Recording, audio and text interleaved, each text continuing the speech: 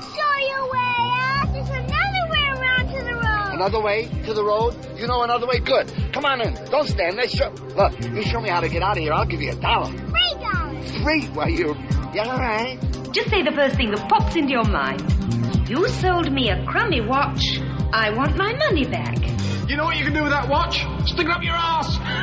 Good. You smoke this, and be sure you get the smoke deep down into your lungs. I don't smoke. It's tobacco. It's one of the healthiest things for your body. Now go ahead. You need all the strength you can get. Now jump up in the air and put it in the basket, Chief. Jump up and dunk it in. Jump up in the air and stuff that son of a bitch in there.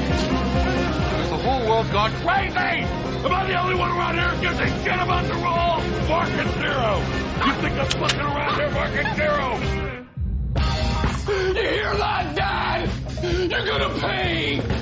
He's a molester! He's a child molester! Why do you suggest kidnapping the child of a celebrity? Fast ring! Hit me, Chief! Hit me, baby! Put it in the basket, Chief! Put it in the basket! Hit it. How you feel, brother? Feeling good. You feel good? Feeling good. Improving. Ain't so much bone, brother. How you feel, man? I feel all right. I'll call your name. I don't want no people to know you're in here. How you feel, fella? Hey, Jam. You're getting down. Look at him. Ah. We're gonna have a funky good time. We're gonna have a funky good time. We're gonna have a funky good time. We're gonna have a funky good time. Let's take 'em up, Fred.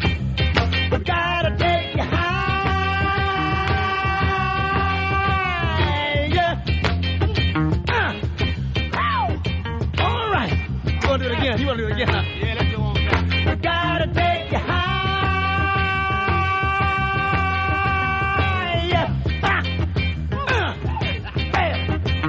Brother. Yeah? Now I want everybody, let Fred blow about 2 choruses, and then I want to wave you in. Let's go and do that within us now, all right? Yeah, all right. I'm going to get that fella with the little horn over there. You know, James Horn over me. Let's go. Fred, can you take us higher? Yeah. Take us higher. Fred! Fred! Fred!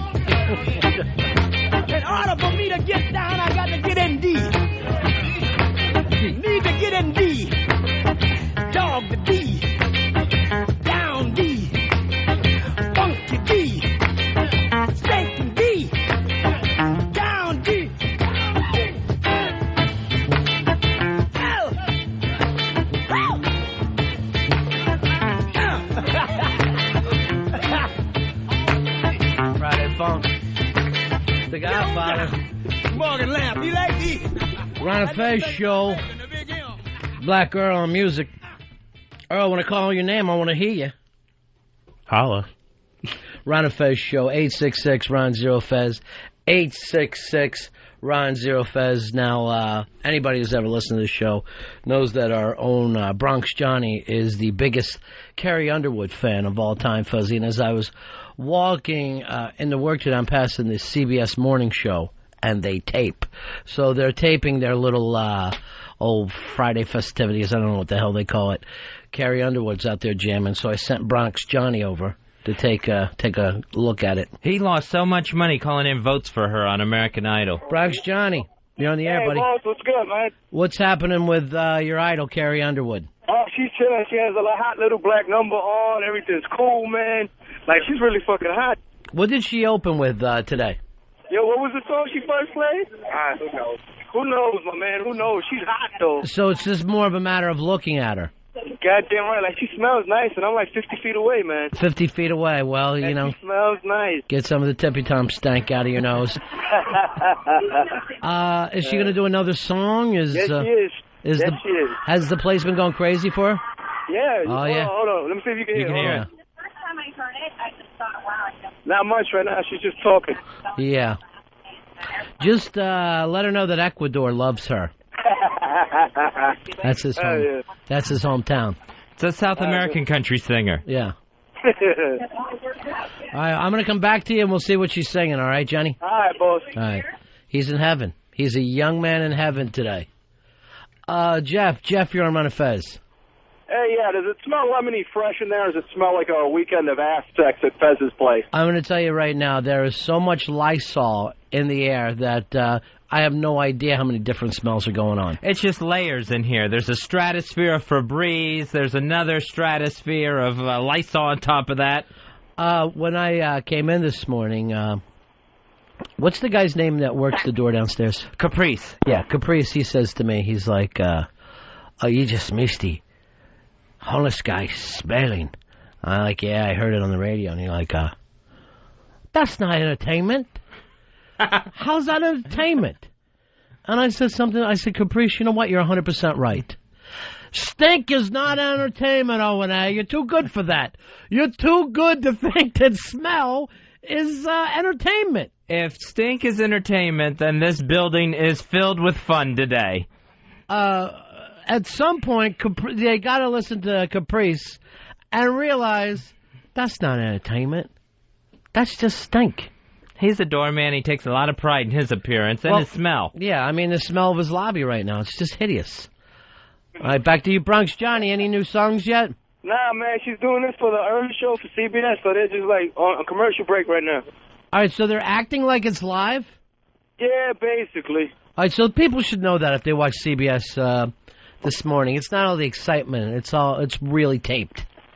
Now, the Today Show, they roll it live.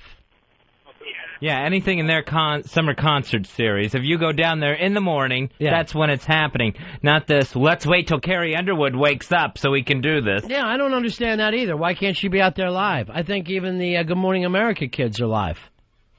Come on, CBS. That's not entertainment. Taping. Could be why they're number 3 in the morning. Are they number 3? Oh, yeah. You know everybody's numbers, don't you? Yeah, I try to keep an eye on it. Why? Just so you know what's going on. So you know what America's in tune with. Yeah, well, America are a bunch of fucking sheep. So don't go by what's popular all the time. Speaking of which, we have 24-hour news channels. Yesterday, they only had one story. There was no Iraq in the news yesterday. There was no Israel in the news. I didn't even see Tom Cruise's baby in the news yesterday. It was just the airplane stuff. Yeah, it was all just going on with the terror plot that was foiled in Britain. And now this is going to make our flying more difficult, right? The checks are going to become longer. Yeah, they said that American flyers should look forward to double checking. What's the new rule now on liquids? No liquids whatsoever unless it's liquid medication or baby formula. Now, why? You can't sneak any baby formula stuff in there? I'm traveling this weekend. Uh-huh. And normally I travel with napalm. Is that okay or not? No, they're going to make you get rid of your napalm before you get on the plane. It's a gel. See, gels are included in the liquids. Well, how is that a fucking gel a liquid? You told me that you could drink a glass of jelly? No toothpaste, no hair gels, anything that is malleable like that. I gotta have my hair treatments. You know this. I don't get on without my hair treatment. I'm a Dapper Dan man.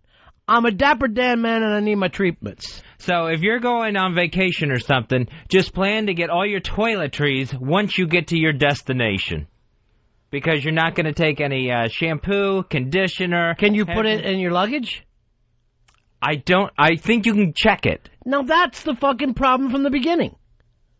It was always going to be checked luggage, right? These guys were going to have it in their carry-ons. So the way it was going to be was these hijackers were going to get on the airplanes themselves, have this stuff in their carry-on luggage. Then once they're over the Atlantic, too far away from Britain or the U.S., they were going to mix the chemicals together and blow up the planes with them inside. It was going to be suicide bombers, but instead of detonating the bombs, they were going to mix them right there and then detonate.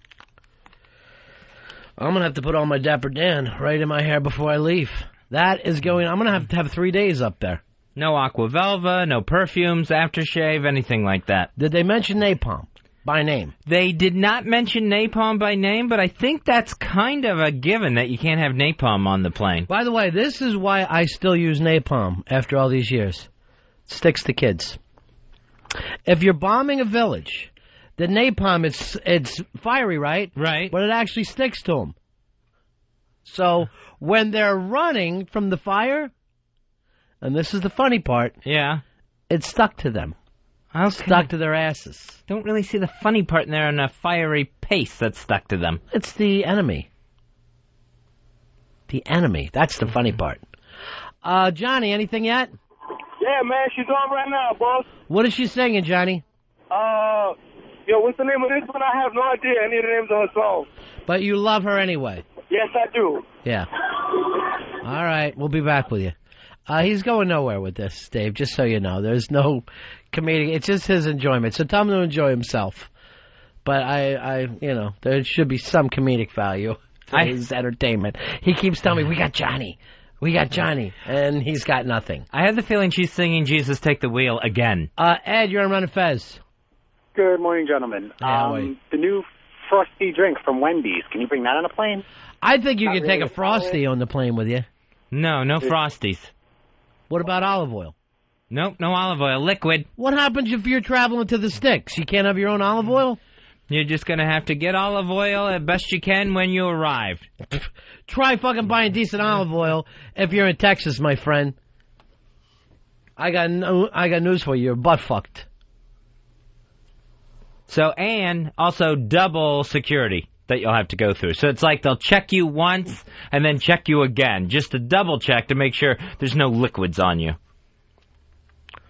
Ken with the liquids. And I don't see a gel as a liquid. That's my big problem here. What if you freeze it?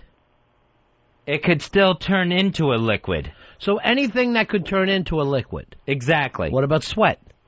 What if these terrorists, they drink gasoline, they get real hot on their plane, and they sweat that stuff and light themselves on fire? They may be taken aside if someone tries to get on a plane being too sweaty. Mike, you're on Ron and Fez.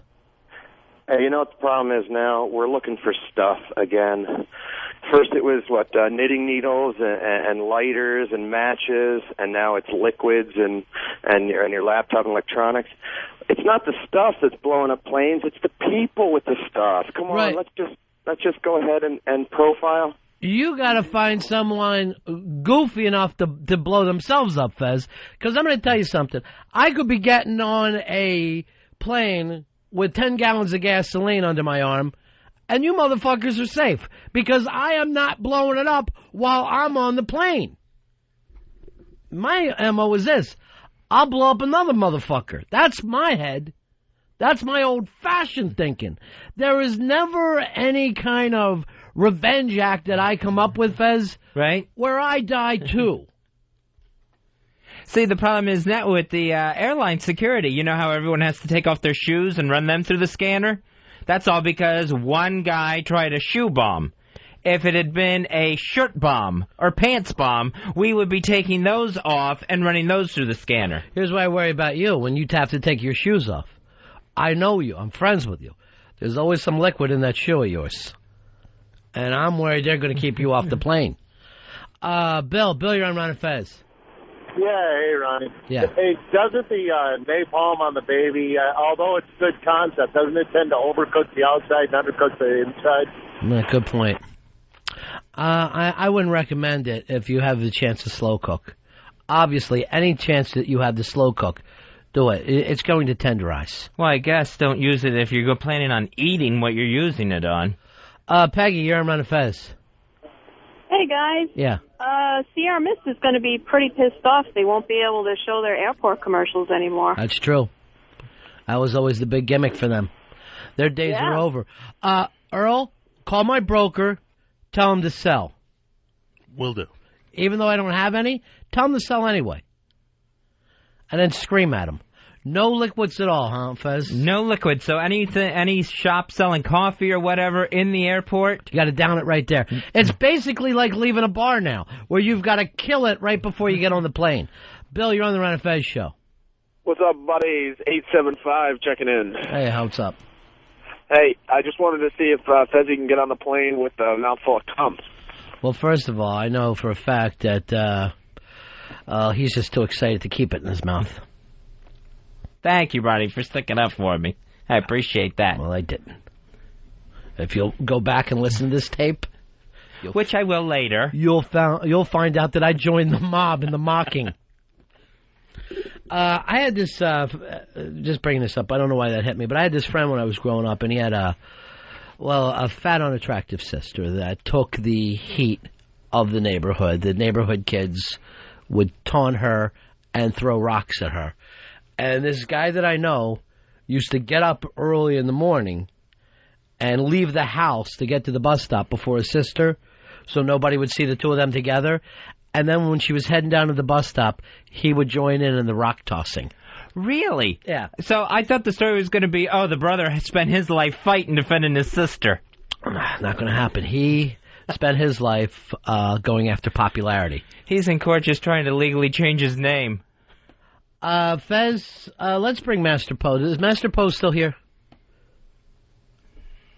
There. If we get the opportunity, because I heard he jumped the gun on me, started without me on something. Let me just go back to Johnny one last time.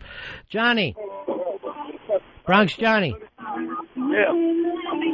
What's happening at the big Carrie Underwood show? She's chilling. She's doing Do You Remember Me? She's chilling. She's doing Do You Remember Me?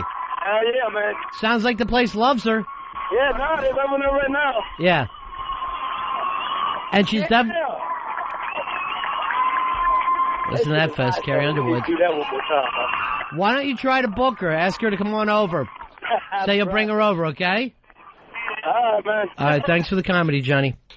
Master Poe, welcome. It's nice to see you, sir. Good to see you, too. Now, as you know, Master Poe, you came in here, I guess it was months ago, Fez, quite some time, maybe even 6 months ago, claiming that you came up with this concept of fighting 9-year-olds. And you were going, how many 9-year-olds could you beat before you would become exhausted and they would, basically overtake you. You were very, very... You came up with a huge number. Fez, you only had like 1 or 2. I think 3. Yeah. I came up with the idea where I never would hurt a child. Well, this is something that I thought was just, a morality question, something to have a little fun with, but, you keep it as concept. I understand you started without us today, and you took a kid down. Okay, well, first of all, if I remember correctly, I think it was your concept. It was your idea, and I was deadly against it. However, you pushed me against the wall, and you said, I think it's time for you to tell us how many 9-year-olds you can take down. So let's start off with that. Okay, I remember it differently, but whatever. That's a whole different concept. Yeah. One of us said that they would hit children, and the other one didn't. The fact is, now in real life, from what I understand, and I want Mars. Mars, come on in here, because Mars is the one who dimed you out. The moment I came in, he ratted me out, huh? And I got to tell you this: Mars was ecstatic, as happy as I've ever seen him. What exactly took place, Mars? Because Master Poe, he's not going to give away all of his details. To be honest, I did not see it. The person that did see it is our newly hired Sam, and he described it to me. All he described was that Master Poe turned around and kneed this young man. How old was the kid? I would say about 10.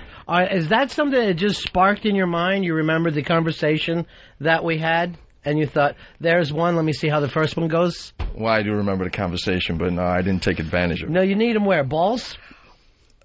No. Face area? No, in the face? Chest area, up here. Yeah. Of a 10-year-old? Yes. Did you think you were under attack? No, I didn't think I was under attack. Did you think it was a midget that was out to hurt Opie? He definitely was a midget. How did the kid handle it? Well, he didn't handle it too well. He went face down. Yeah, perfect. Yeah. That was always my point when we came up with this gimmick. They will drop and drop fast. But it wasn't my choice to knee him in the face. Hey, you don't have a choice. If he comes at you, you got to do whatever. That's instinct at that point. All right, this is Sam. No, that's Jeff. Jeff. How are you, buddy? Hi. Grab a mic there. What exactly did you see? I saw Poe turn around and knee this 3-year-old in the face. 3-year-old? 3-year-old? Now, we've gone from a 10... Oh, first of all, when it comes to 3-year-olds, I'll destroy 3-year-olds. So stop bragging, Master Poe. All right. And it gets one better. Yeah. It was on the 3-year-old's birthday. No. Oh, damn. Oh, my God. Oh, Poe. Okay. Oh, all right. Hold on, guys. Let me set the record straight. He wasn't 3. He was 2 today. Oh, my God. You need a 2-year-old in the face. Well, I didn't mean to. He was lifting up his hand. He wanted to hit me all morning. I don't know why. Finally, he said, fuck it. Let's go, big man. Let's go, birthday boy. I believe the weapon of choice was the knee because we've been watching this DVD called Fight Science. Sure. And it came up that one of the hardest weapons you have as a human being is a knee. Oh, I have even a harder one.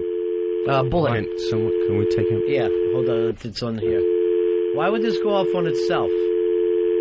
There we go. So yeah, I would use a bullet next time.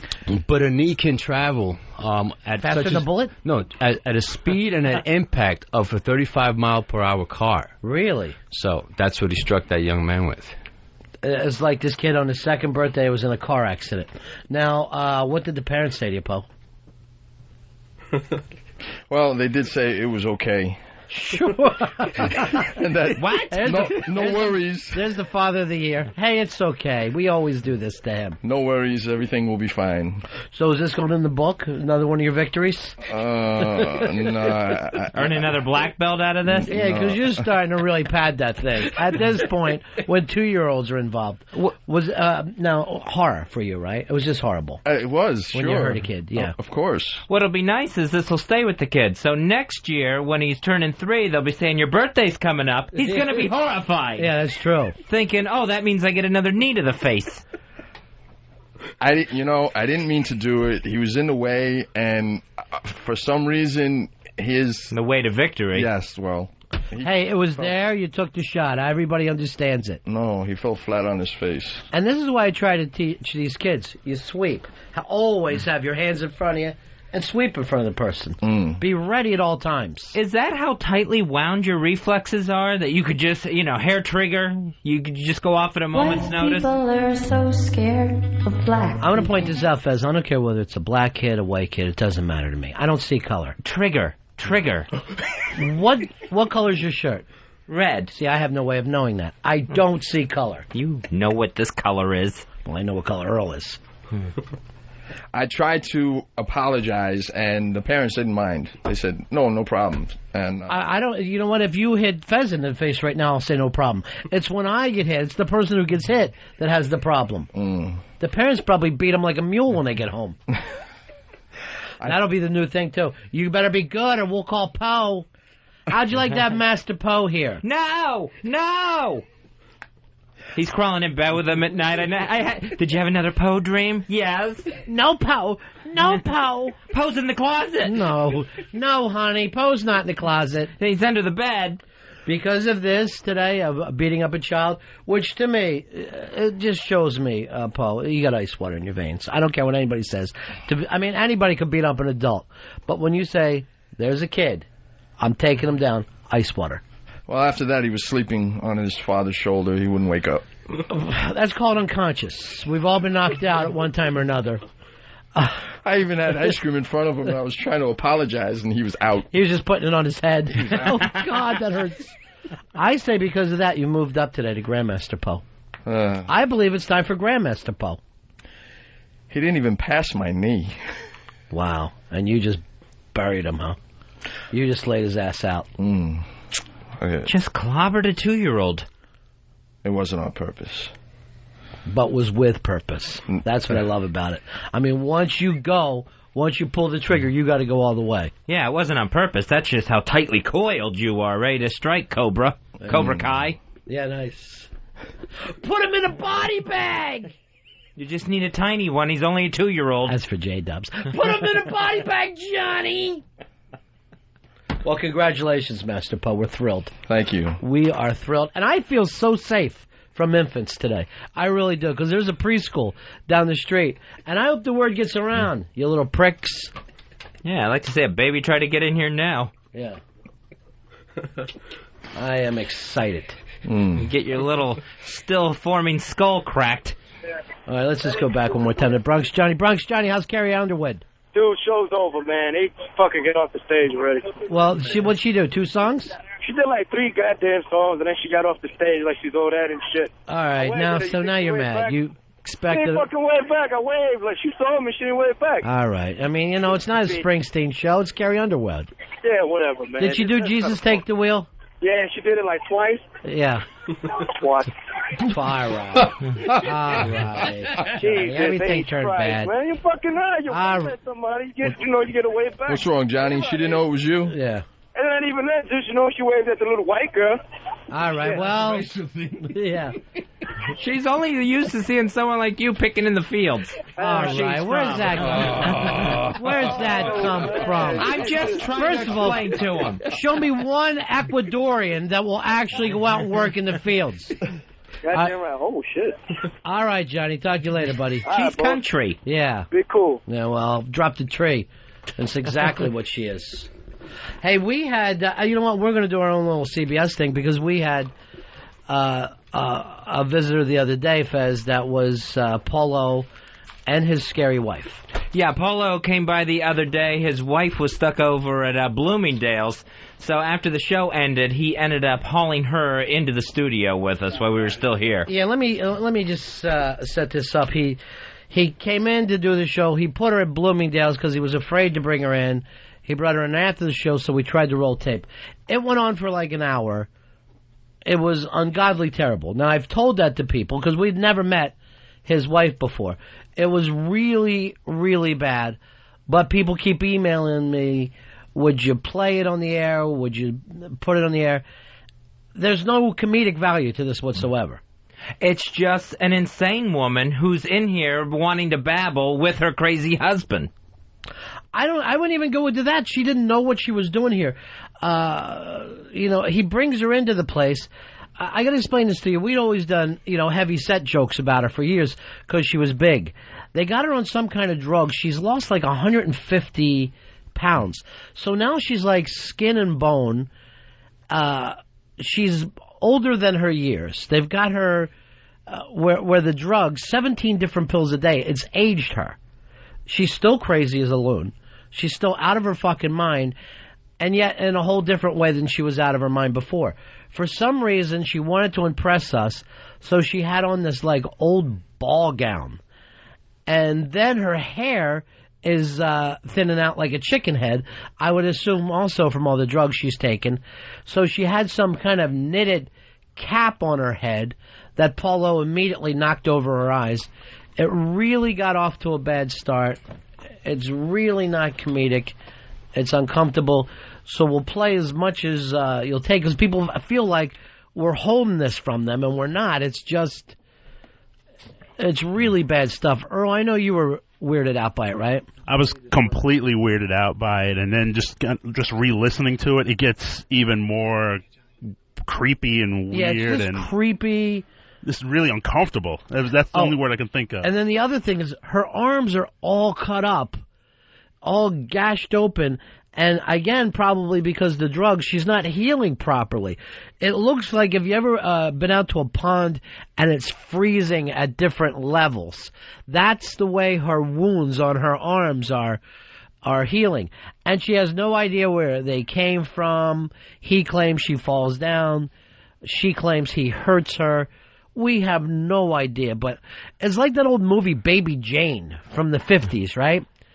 Or it's just this crazy woman, as sad could be. It's just bizarre. And you're right, she has no idea where she's at. The legs as messed up as the arms, and they have giant bandages on them where the blood's seeping through. I would not look at the legs. The fact that you even saw that is beyond me. I thought to myself, I'm not looking any lower because I was afraid of feet. I thought maybe she would have some kind of bandages around her feet. It was just too weird and freaky.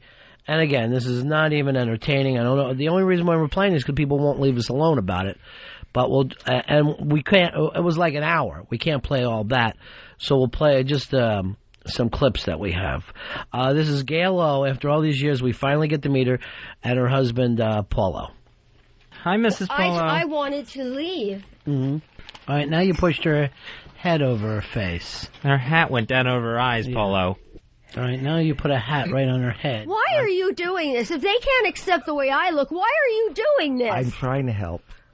So that's her just sitting down. That's just coming into the room and sitting down, and it's already that nutty. And you're going to hear, like, the voice is pained, and why are you doing this?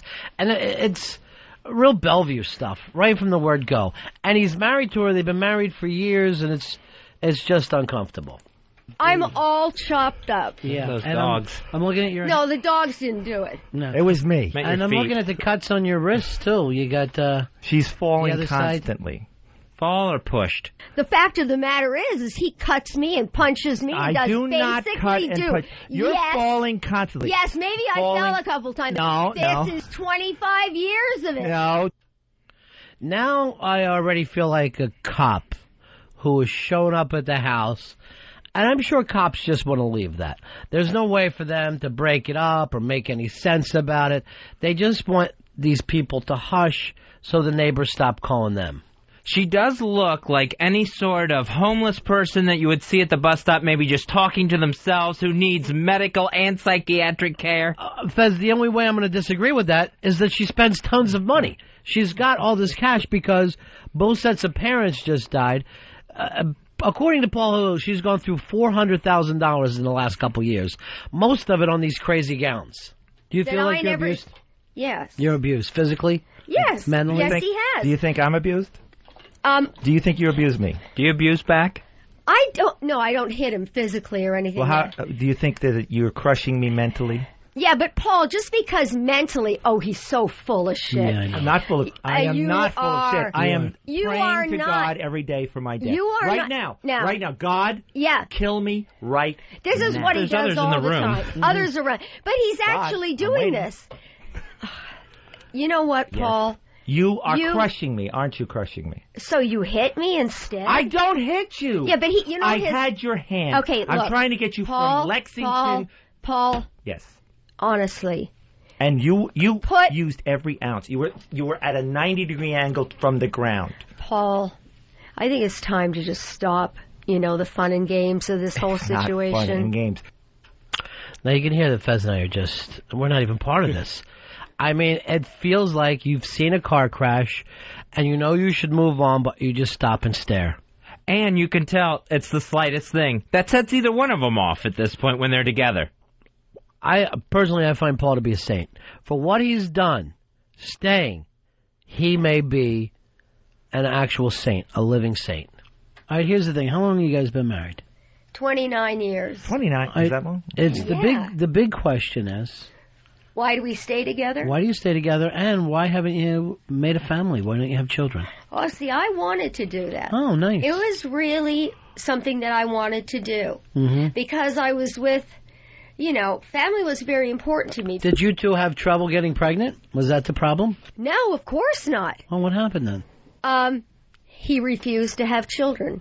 Yes. I got 2 abortions. Oh, no. You want to hear something really chilling? Yeah, I do. The second time I got pregnant, it wasn't like I guess I made up my mind somewhere. I guess I got to do it. Right. Because I'm in New York City, and I can't get by on a secretary's, you know. And he was going to leave you if you had. No, he forbid me to get pregnant. But the day that I went to the Brooklyn place to get the thing, he didn't so much as look at me when I got out of the car.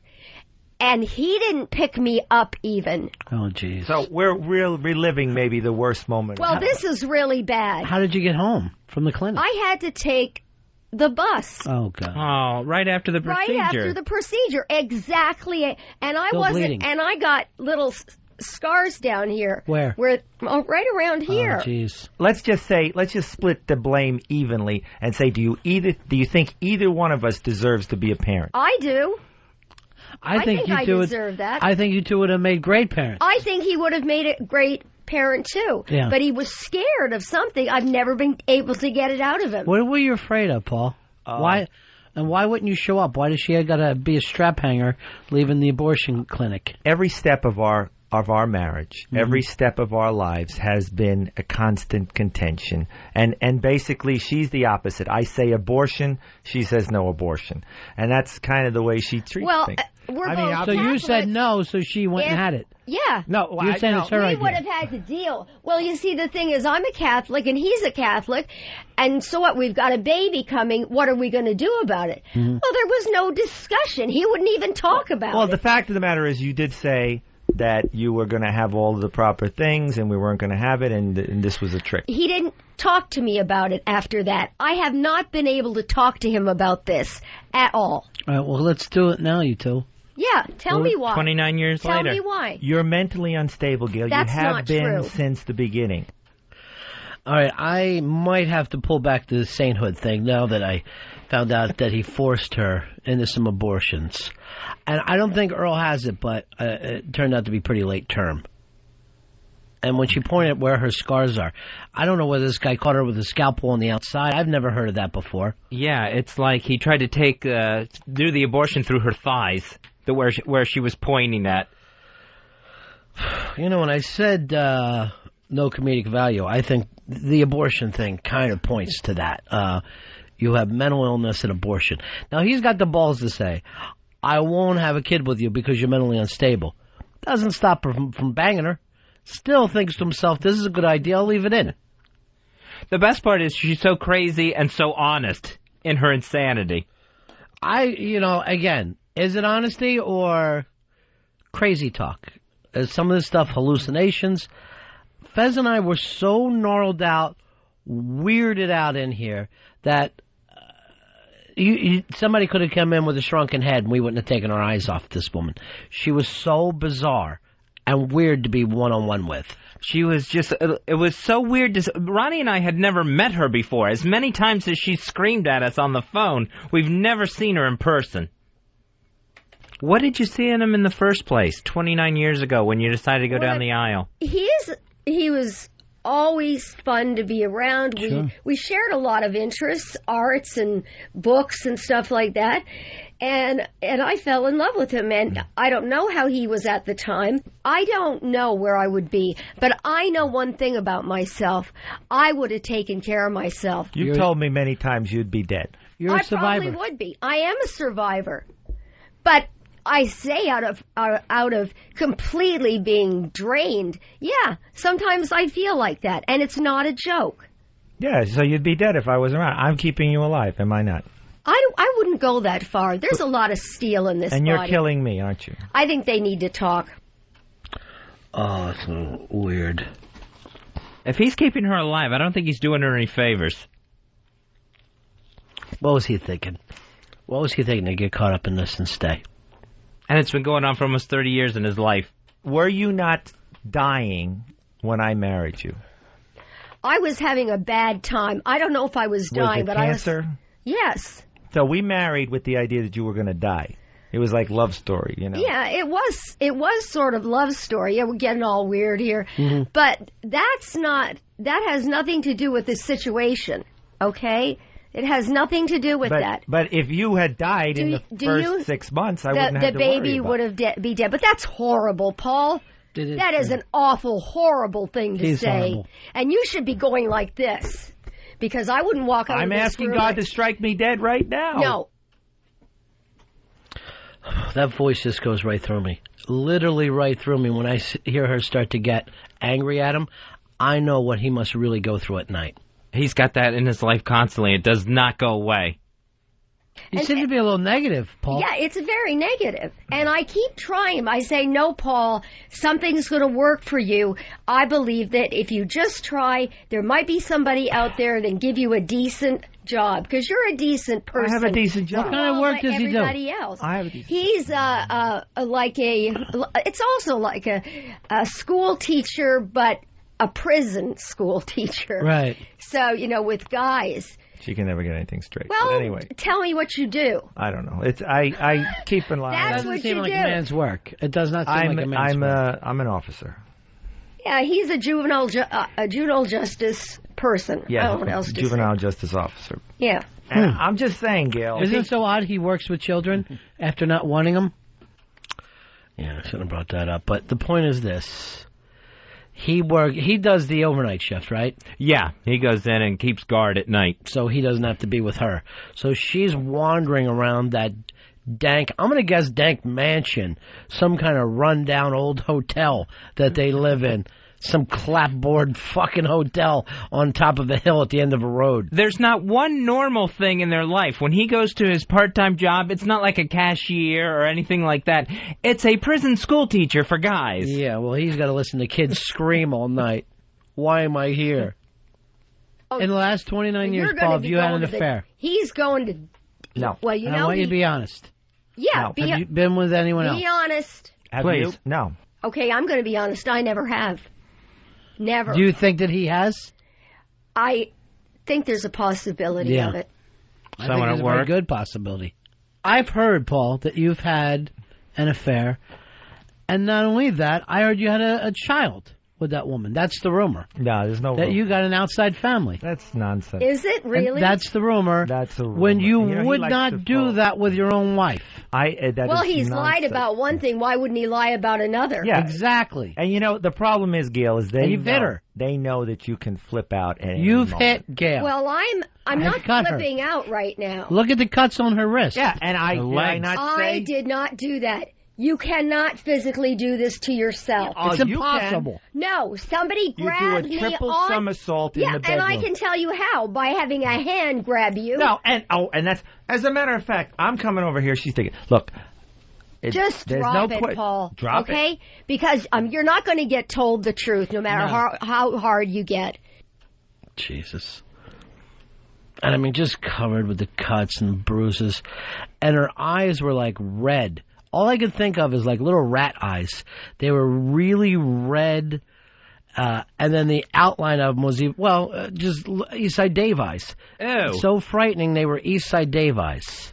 And her hair just matted down to her head, what was left of it. And hair, yeah. And trying to still look pretty, trying to doll herself up. She had some kind of crocheted hat on her head. You ever remember when old ladies used to crochet things and then put it over a roll of toilet paper?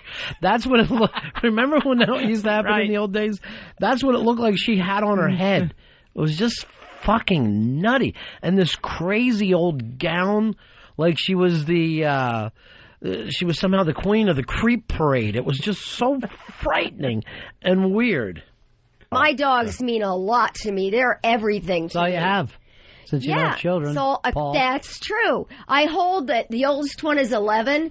He's a little guy. He can't really walk anymore. And he just sits there, and I turn him on when he gets on his back. His name is Regis. And he's going downhill so fast. I saved him once last year. And I don't think I'm going to be able to do it. Yeah, he's just too old. It hurts when you think about It hurts. when you think about Regis. The pain that he goes through. I do. I wanted to go to the animal hospital and find out what they could do, and they said, we don't want you to bring him here because they're having respiratory problems in the kennel. And so I called other places, and they were having the same problem, so I couldn't do anything. And when you think that you're dealing with all this stuff by yourself, too, and she without spent Paul's help. $2,000 on one vet. Oh, Paul! Why bring up money? No, I don't want to talk about like that. $2,500, I think. You are such a liar about everything. You should be Pinocchio. You better shove that bottle right up your nose. How's Regis's health? He's not. He Never can't really walk. He can't walk across the street. He ties his little foot. He ties the thing, and his foot goes in like that, and he can't walk.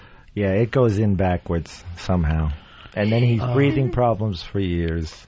He huffs and he puffs. It's hard to think about, isn't it? Because it's the only dog you care about. From when my mother and father had him at their place, I decided to leave him with them for a while because we were having problems with a Scotty that we had. Right. And we just didn't want the new Scotty or the new dog to be subjected to that. So we brought Regi home, and we just loved him ever since. The thing is, I can't help crying. I'm sorry. I was thinking that it's not only the pain that Regis is going through, but that's that connection to your mom and dad. I want to be with him right now. I wonder if losing Regis is like losing your mom and dad all over again. It's been one thing after the other. No. And I feel like I'm never going to be okay again. Everybody's dead. Holy shit. There's a warm sentiment. Wow. Everybody's dead. The lucky ones. The fucking living. They envy. Wish, yeah. They envy the dead. No doubt about it. And you know, the weird thing is when she started crying is when I finally felt like, yeah, I have some kind of handle on this. I'm used to be around crying women. But, I mean, just turning to tears within seconds. Just in seconds. Again, this woman's on 17 different pills a day. One of them's morphine. I know Xanax is thrown in there. God knows what these fucking doctors have people on in this country. It's insane. They've just got her completely loaded up. I mean, you heard in that last part how hard she was crying? Yeah. And at one point during it, too, she's laughing at Paul. Sure. The roller coaster goes up and down, Fez. You never have a roller coaster on one level. I'm telling you right now, if you suffer from depression, you're better off going to a drug dealer than you are going to a doctor.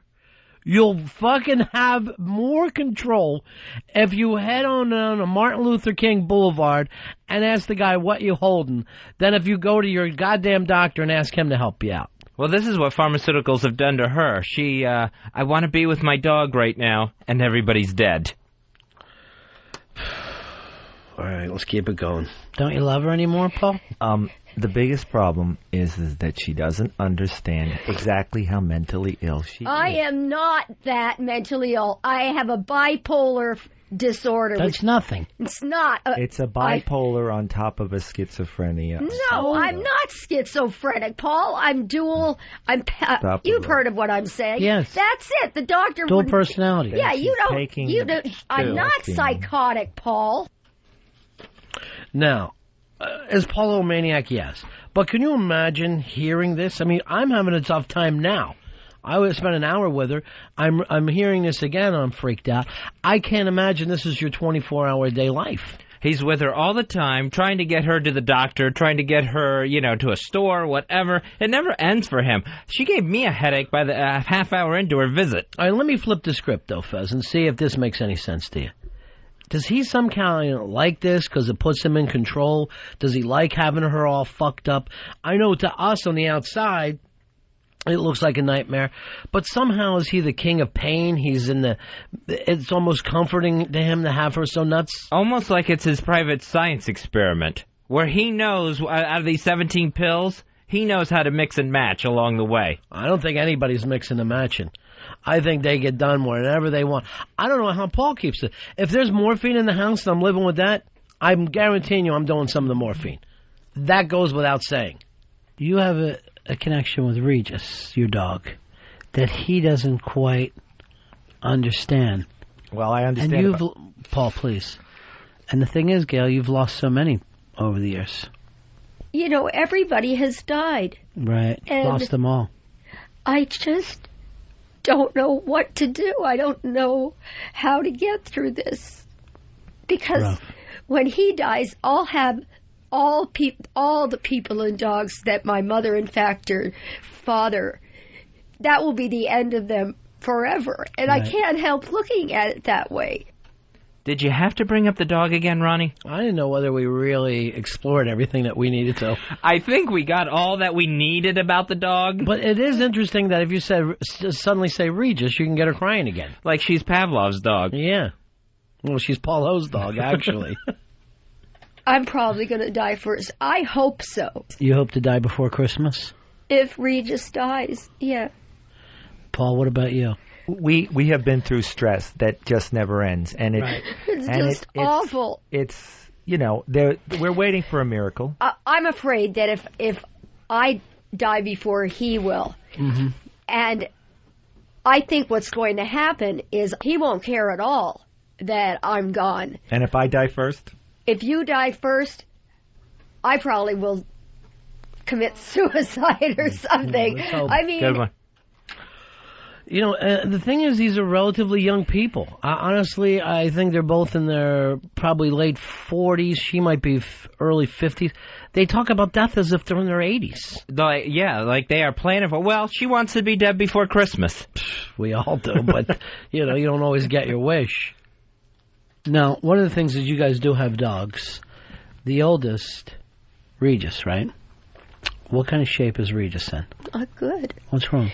Well, he can't walk anymore, and he can't, my little buddy, I call him, he can't get to the kitchen anymore, because, boy, I'll tell you, he would just make a straight line into the kitchen. Whatever you hear a crackle of anything, Regis is there. He's hungry. Gimme. Right. No more. I had to actually, a couple weeks ago, started giving him a tray of his own water because he can't make it into the kitchen. And I'm just terrified that one night I'm going to get out of bed and I'm going to go, "Hi, Regis. I just came over to say hello to you. Are you okay, Regis? It's Gail. Love you, Regis." And then I'll go over, and then I'll go over and he opens his little eyes and he stares up at me. But this is going to be a really bad thing to happen to me. But dogs die young. I know. But that doesn't take away the pain. I know. What you don't understand, that's her connection too with her mom and dad, right? I understand. It's like... It's the last thing left of them. Yes. If... All right, you brought up Regis again, Ronnie. Well, somebody had to. I just wanted to see... Nobody had to. I wanted to see whether she liked him or not. That hadn't been established. You talk about Paul Lowe, you have found a hot button with her. It's Regis. It's the only place I felt even the slightest bit that I could downshift. Whenever I felt like I needed to downshift a little bit, I'd bring up Regis. And then if Regis isn't clicking, then all you have to do, what you're doing is bringing up the dead parents. Her dead mom and dad. Oh, her mom and dad passed away. Yes, you know that. Now I do. I gotta tell you, I was only paying attention with half an ear. Oh, God, this is so awful. And to my credit, I swear, I didn't want to play this. I told you right. It can't be played. I told Earl it can't be played. I told listeners it can't be played. It was just really, real. Hearing it does no justice to be in this room and just feel the doom. The doom was unbelievable. But here's a benefit that I get. Every time that the cops get her, they let her go. Because? They don't get me for anything. They just take me home because I'm wandering around. Exactly. They take you home. They Why? know who I am. Right. Gail's out for a walk. Some Looks of the like she knows officers, where I'm going. They're very And one nice to time, you. Paul's coming home. You jumped over the church fence? No, into the we're talking pastor's backyard this into is his fun. window? Oh, yeah, okay. I don't know if that's even true. You were coming home, and the fire truck was going in this direction, and Paul was coming forward to our house, and Paul screams out, "What's going on?" He said, "It's your wife." She's such a nut. Like, this is the amusing story. I lit the house on fire. It's like she's absolutely thrilled with being crazy at that point. There she's excited and manic again. And here's the weird thing. We all go out for walks and the police don't need to pick us up. What the hell is she doing? Does she have a butcher knife in each hand?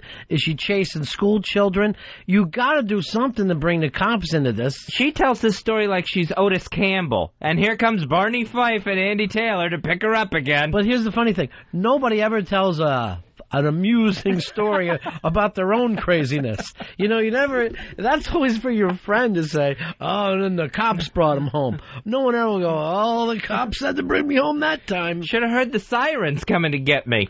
So these poor cops in the neighborhood, they know her. They must get calls from all the neighbors. They know her by sight. They just have to pick her up, bring her back, because for some reason we won't just throw people in the nut hut and leave them. I don't know what happened during the Reagan years, but we opened up the fucking loony bins and we put everybody out on the street again. Anytime we've talked to Paulo and he says she's in the nut hut, it's for 24 hours at the longest. I don't understand it. The woman obviously needs some help. Now, does she have a dog or what? How is her oldest dog? You know she has a dog. Oh, yeah, and it's Regis and it's sick. I have bad qualities, too. No. But I'm talking about stress and strain, and that takes a lot of notice in our relationship. Sure. We're both handling it not in the right ways. I beg you every day to just calm down. Listen to me. Do as I ask. Do I not? If you would just do as I ask. Well, how can she calm down when you're physically hurting her? I'm not physically hurting her. And That's it's the not point. She's just on the so many drugs, physical. she doesn't know it. It's the Mental, emotional stress that he Spiritual. puts me. Well, what about I am always like this. And he says, well, why are you doing this? And why are you screaming? I'm just like a ball of You're on wire. drugs. You're on. Yes, I you're know. wired. I know. I don't drink. I don't smoke. No, Paul. I don't. What do you do? No, it doesn't mean he doesn't drink. douches? He doesn't drink. He doesn't drink. But the problem is he lies And sometimes. don't you mix alcohol with drugs? No. Yeah, no. They do mix. So that's her with her stress, and just there's not a good day to it. Well, let's keep it rolling along. I'm already numb from it all. Paul, there's one thing that you haven't brought up yet. Yes. And that's the abortion. See, we did. I think we did cover that. Where were you when it was time to make the pickup? Again. A man pays half and a ride. Half and a ride. That's a gimme. Yeah. Can you see my eyes right now? Mhm. If you were a detective, Barely. you'd know. They're red, aren't You they? can look at my Your eyes eyes, are and very if red. you've seen a lot of people, Mm-hmm. I'm not telling you I'm telling the truth. You are telling the truth. Yes, I am. You, And I've tried to get out They of have him, explain why he treated me that way, and I have never gotten a reasonable Let's just explanation. come I out. don't even remember. Were you that day? I Yeah, don't where remember. Were you with her sister? I assume I had to No, go. my sister was in Los Angeles then. I assume you had to go to work. I had next to go to table. work. And there was, I had to continue holding things together. And you promised What? me you wouldn't have children. And that was, you broke that promise. You break promises all the time. Paul, every that's day. not fair. 24 hours a That's day, not breaking. fair. I almost couldn't have the abortion because it was like a month. In another 2 weeks or so, I was not going to be able to have. Because Very you late didn't even term. tell me. Very late term. I She do was it already from- crowning. From the due date, 2 Yeah. weeks. Yeah, You didn't tell. it's the truth. You lied to me that you were even pregnant, right? No. I think you did. Oh my God. Well, why would we wait so long? I don't even Oh know. my God, we have discussed this before, and you always said So that's what were not we true. doing? That's Arguing not true. for months? I don't know what you've done about the situation, but I can tell you one thing: you're not going to walk out of here until you stop believing that. There were 2 pregnancies. Oh, jeez. And I'm saying, if it was I so don't late believe term, you. You what are would- such and, a and worm. if you didn't lie, how would it work? How would? Paul, I told you, I remember in the kitchen in the apartment in Brooklyn, I told you, and you took off. He ran? He ran away. You took off. And I had no idea where you were, so we didn't have, like, this stuff, you know? Right. I sort of. Okay. You better not, Paul. Don't look up the ceiling. Oh, my God. Wow, it's so uncomfortable. Now, let me point this out. We've all run away from women that were pregnant. We've all taken off. But the thing is, we don't come back afterwards and marry them. You keep going when you run. And then maybe years later, if you see them in the mall, you suddenly dive in between some shirts until they walk away. You don't ever go back and discuss these things. Now, here's the other weird thing. Remember earlier, she's crying, she's so sad. Here she's like a lion. She's up and ready to roar. She's taking them down a peg. This roller coaster goes up and down and never stops. You don't know which one you're going to get. But he did come back to her once the coast and the uterus was clear.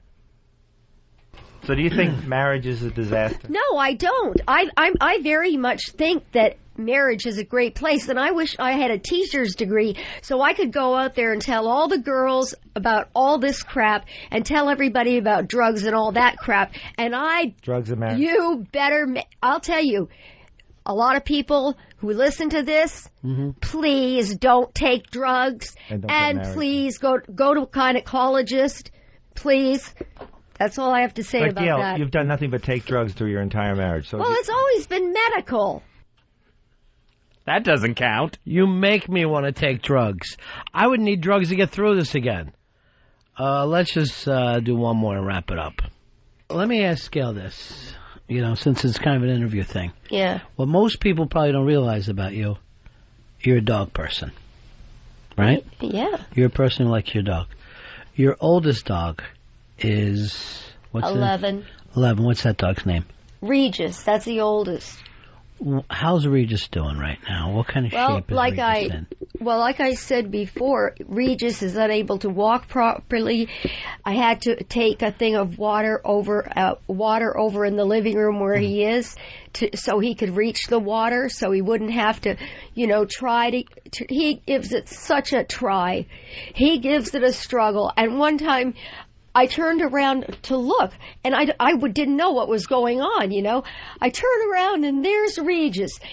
For half an hour, he struggled to get across the living room into the kitchen, and it would have broken your heart. It is now, just hearing it. It About was the pain, awful. the physical He's going to pain. die soon, Gil. I know that, Paul. You don't have to tell me that. So you had to bring up the dog one more time. I had to know. You knew. I have no idea how the whole thing goes down. I don't know how they live this way. And, they're in here for an hour, and you could either go, wow, that's interesting, that's funny, or that's awful, you guys shouldn't have had them on the radio. The fact is, this goes on 24 hours a day. Whether we're with them, whether we're not with them, no matter whether they're on the radio, whether they're not. Later, Dave called them. They were overeating. She went crazy screaming at Dave when they're in the middle of a restaurant, only later to call back and go, oh, I didn't know it was you. I apologize, whatever. This is what happens. Either you look at it or you don't look at it, but this is their reality. And then he came back later, like that evening, to drop off a CD. Remember how well dressed he was? He had the jacket and looking very well. The shirt's out of its tail. The shirt tail, he's looking like he was beaten? Yeah, like he was beaten. And Galo is doing everything to have the wall hold her up. She can't even stand at that point. Well, yeah, the drugs hit at different times of the day. Well, Paulo had this film gap, Fezzy. We'd backed him from the beginning with this. He was in New York. He'd come all the way up from Florida to shoot this film. We were excited for him. It sounded like a terrific film where Paulo is going to be playing a serial killer. And we thought it was all going great. Later, we heard some bad things from the set, so we'll check in right now with Paulo and see what happened with that film. Paulo. Yes, boss. How are you, my friend? Things have gotten a little worse from then on. Things were very bad on the drive back. And a few times I did aim the car towards some trees. What was it? Just you and her and the dogs on the way home? Right. Yeah. Your fault, Paul. No, it's not my fault. Jesus, take the wheel. In any case, yeah, I'm okay, but yeah, we really, this is really going to be the focus, the fulcrum, hopefully, to a turnaround. We're going to turn her around. Are we going to turn you around, Gail, or not? You want to talk to Gail? Yeah, sure. Okay, here. Hello. Hi, Gail. It was great meeting you the other day. Yeah, it was great, but I was hurt. But- And I just said to myself, oh, well, what are you going to do? Right. Well, you and Paul had some... We're going to listen. That's fine. Right. What were you going to say, Ron? Paul, and you had a nice trip back to Florida? Yeah, everybody had a good time. Good. It was... Even little, what is it? Regis. What is it? Oh, who cares? Little Reggie that was well taken care of. Oh, that's good. And that pretty much is it. Very medicated today. Let me have the phone back for a second. Yeah. Okay. All right, bye-bye. I'm Gail. never going to get the other 3 pounds back on me. Well, Left Let me behind. have the phone back for a that second. doesn't make I'm just going sense. to take the phone back, because clearly she's fading out. You know, you can tell she's fading out. Today is a medicated day. Right. I told her very specifically, do not take any medication in the morning, because we had to unload the car. She packed 80 outfits for a 5-day trip, so I had to get all of that coordinated. She kept dumping her purse, hiding her purses all over the house, and I am at the end of my rope. Now, Paul, how much money did you say she spent on clothes in the last several years? In the last 5 years, I estimate between all of her frivolous expenses, including clothes, jewelry, makeup, on and on and on, that kind of stuff, $400,000. Now, why would you let her have access to that money? Well, during the time when the majority of the spending was going on, I still had 2 invalids in the house. Right, that was her parents and your mom. Right. My mother, her mother. Yeah. And I had her, and I'm working.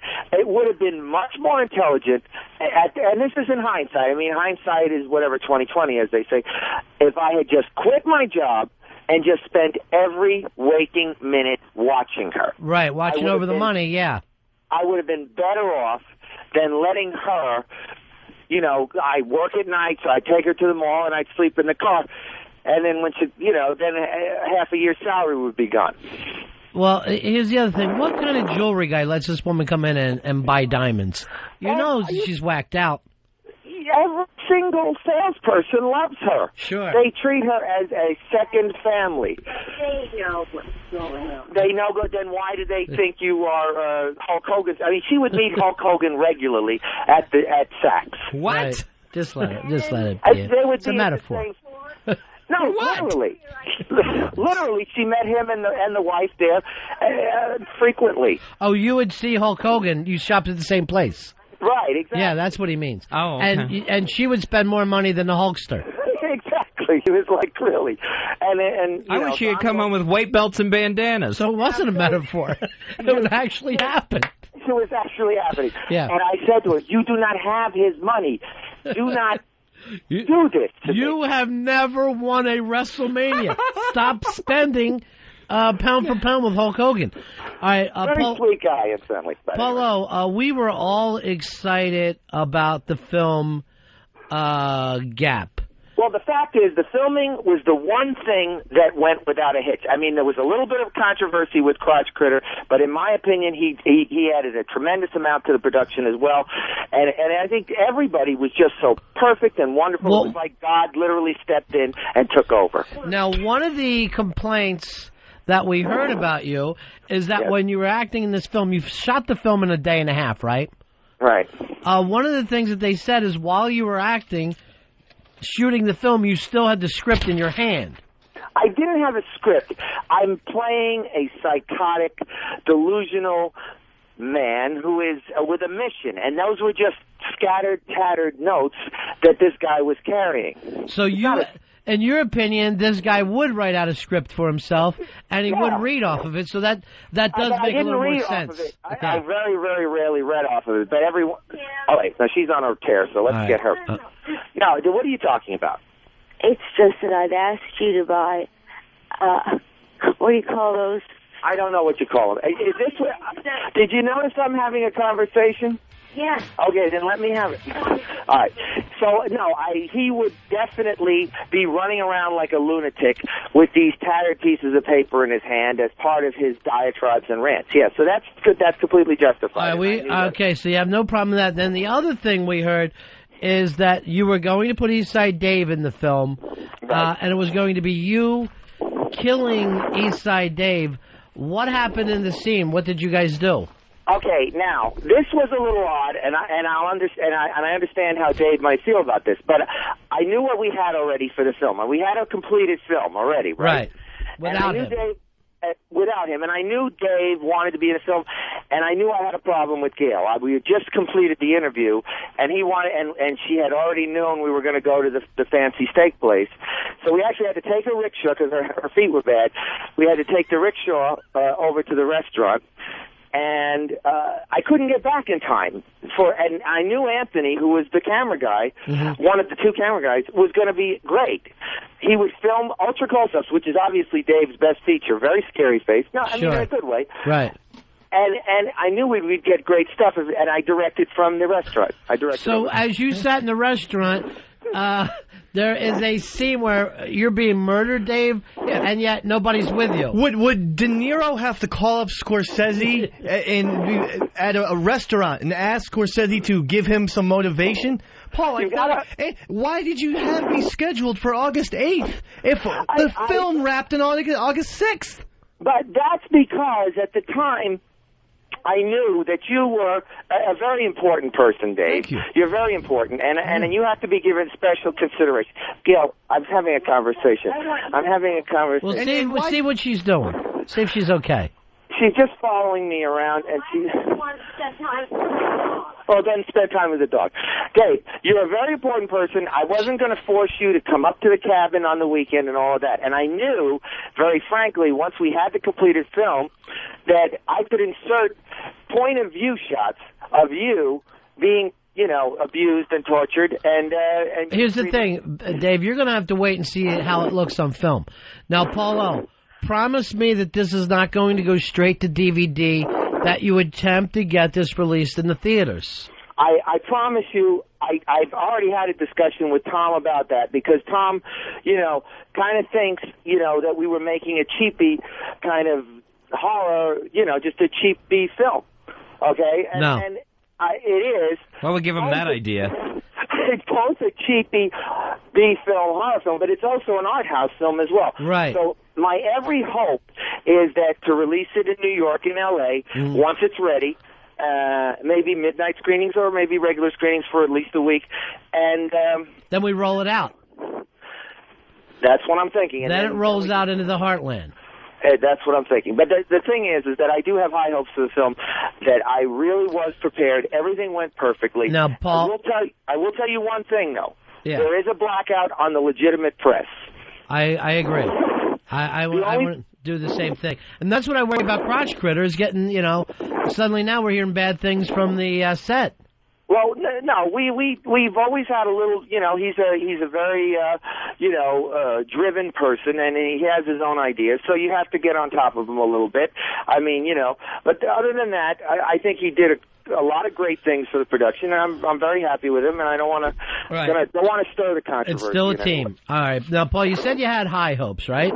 Yeah. Would you say that they're high apple pie in the sky hopes? Yes, I'm well aware of the Frank Capra film with the Frank Sinatra. Bring that up if you can. Maybe try to get that music.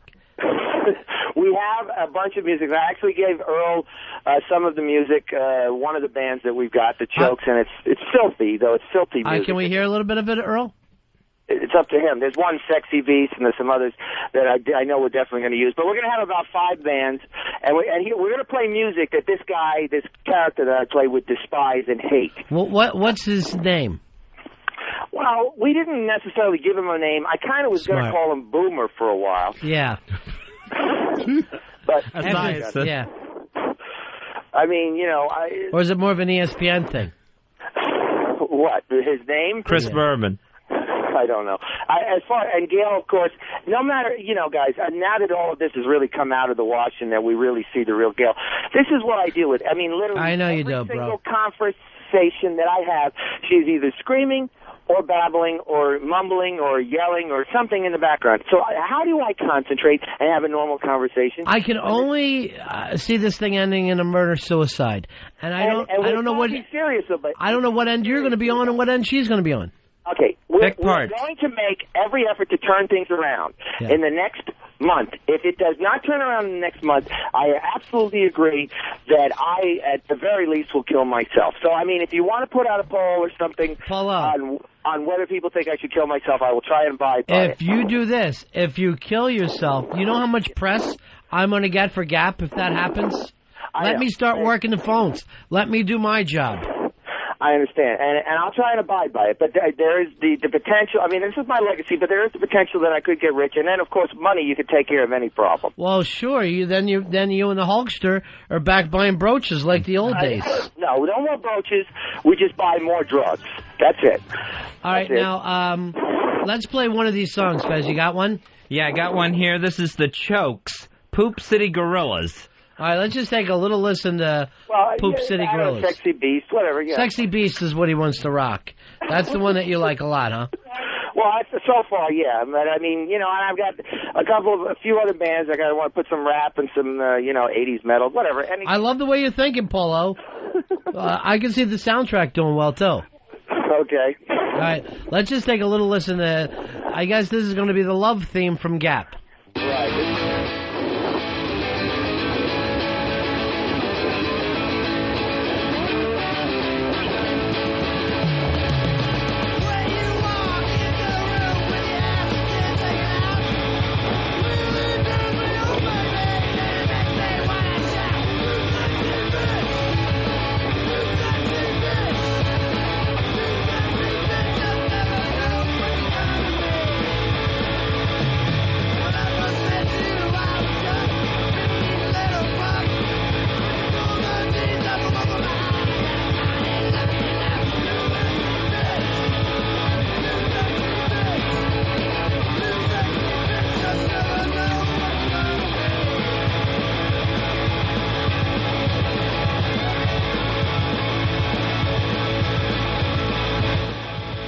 All right, sounds like we got a single. This is perfect, Paul. Thank you. Yeah, I like the way this thing is coming together. I'm glad I talked to you. I'm glad I talked to you after Crotch Critter. I think he's got some complaints, but then after talking with Paul, I see he's answering on this. He's an old-style mogul, is right. What it is. He walks in with the cigar, and he wants everything to go a certain way. So, and we want to bring that back. Right. As a matter of fact, I want him to represent the film around the country.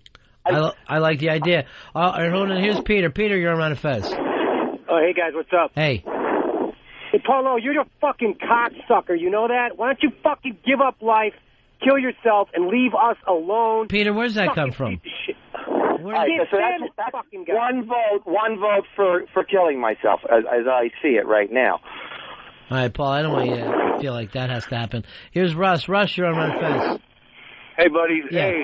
Hey, thank you for putting that interview on. I found it very interesting.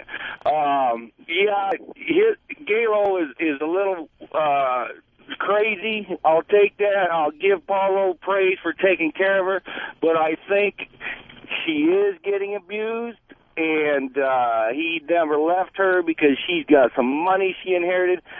That being said, well, that's all spent now, sir.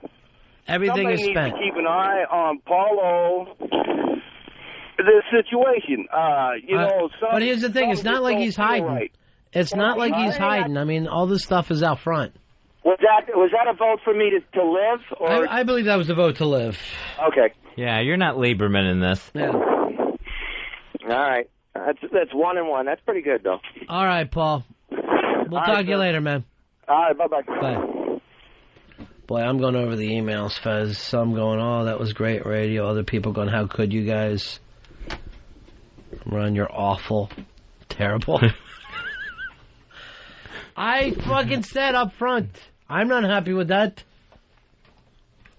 If you think what you heard was bad, oh, God, you should have lived it for over an hour in here. Fez, I got a spy report for you. And, well, knowing you the way I do, you better just, you better brace yourself. Spy report. Okay. Spy report. This one's going to rock you right to your core. TV host Mike Douglas has passed away. Oh, my gosh. I think today is Mike Douglas's birthday. He did die on his birthday. How old was he, Dave? 81. 81 years young, Fez. I love the Mike Douglas show. He was one of my favorite daytime talk show hosts. The odd thing here is I'm looking this over. He will be buried with a co-host this coming week.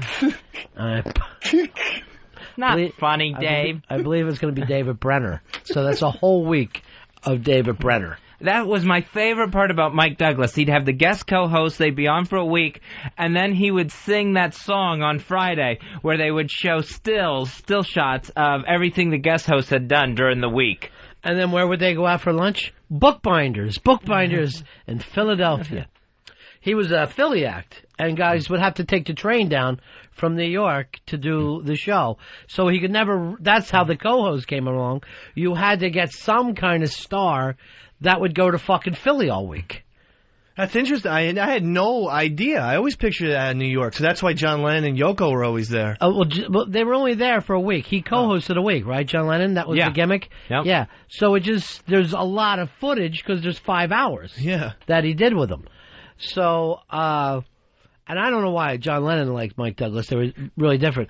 But, so he would always do these things. The city of Philadelphia hated the man. Really? They just fucking hated him. And there was an all-star hockey game that took place. And he came out at the hockey game and sang God Bless America.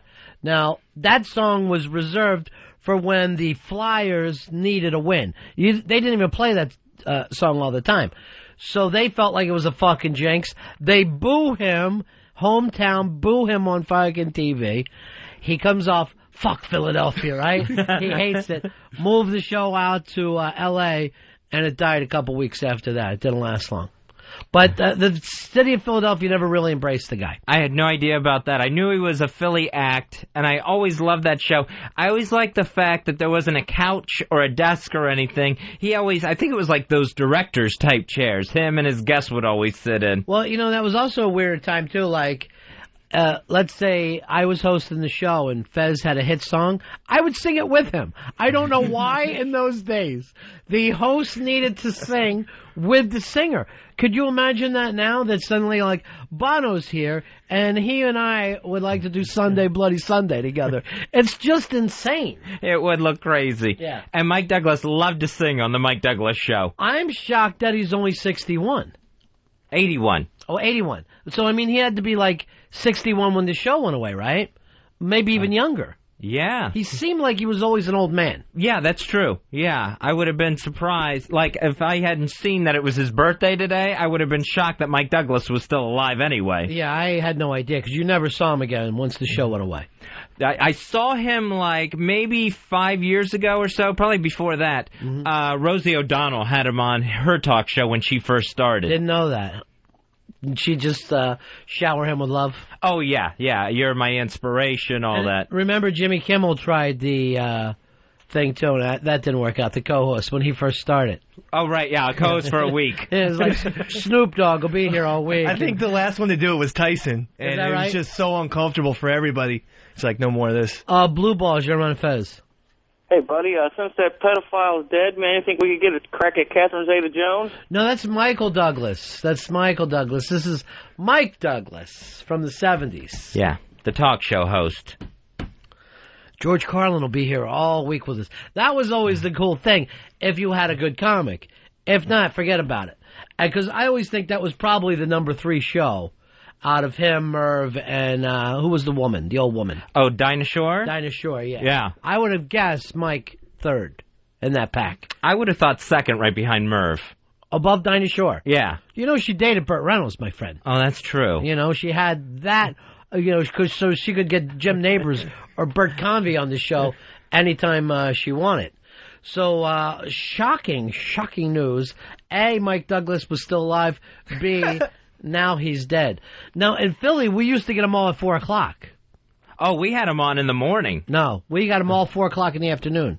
What a weird times. Why wouldn't it be on at 8 p.m.? How come not prime time for Mike Douglas? Yeah, to have a talk show, like Letterman's on at 8 o'clock now, and Oprah. All right, 10 o'clock. Was he ever network or was always syndicated? Always syndicated. He was Group W, Westwood. They're Westwood 1 now, right?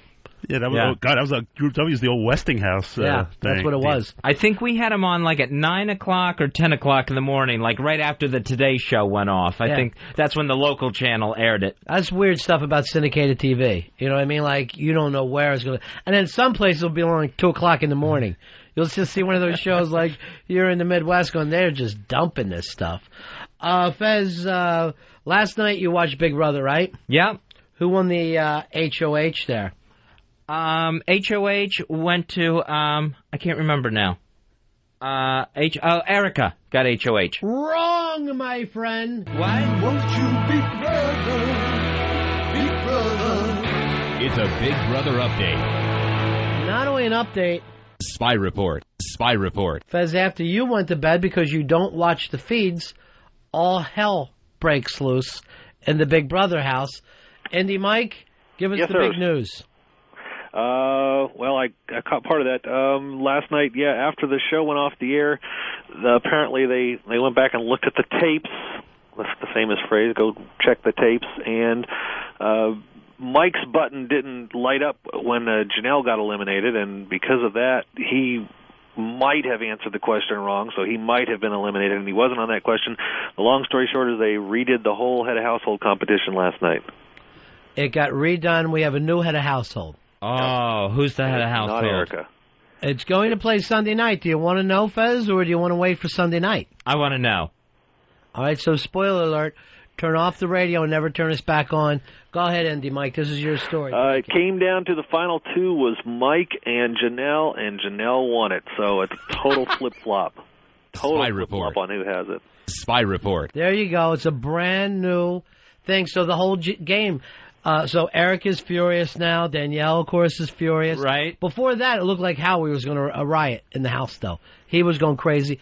Most of them talked about leaving at one time or another last night, just walking out. I know Howie was bitching during the head of household competition we saw yesterday because he was swearing that he buzzed in on the question he got eliminated on. Yeah. And that his buzzer wasn't working. If you notice, he dropped the F-bomb, too, on live TV. They had to dump out. Yeah, I did check that, yeah. All right, thank you, Andy, Mike.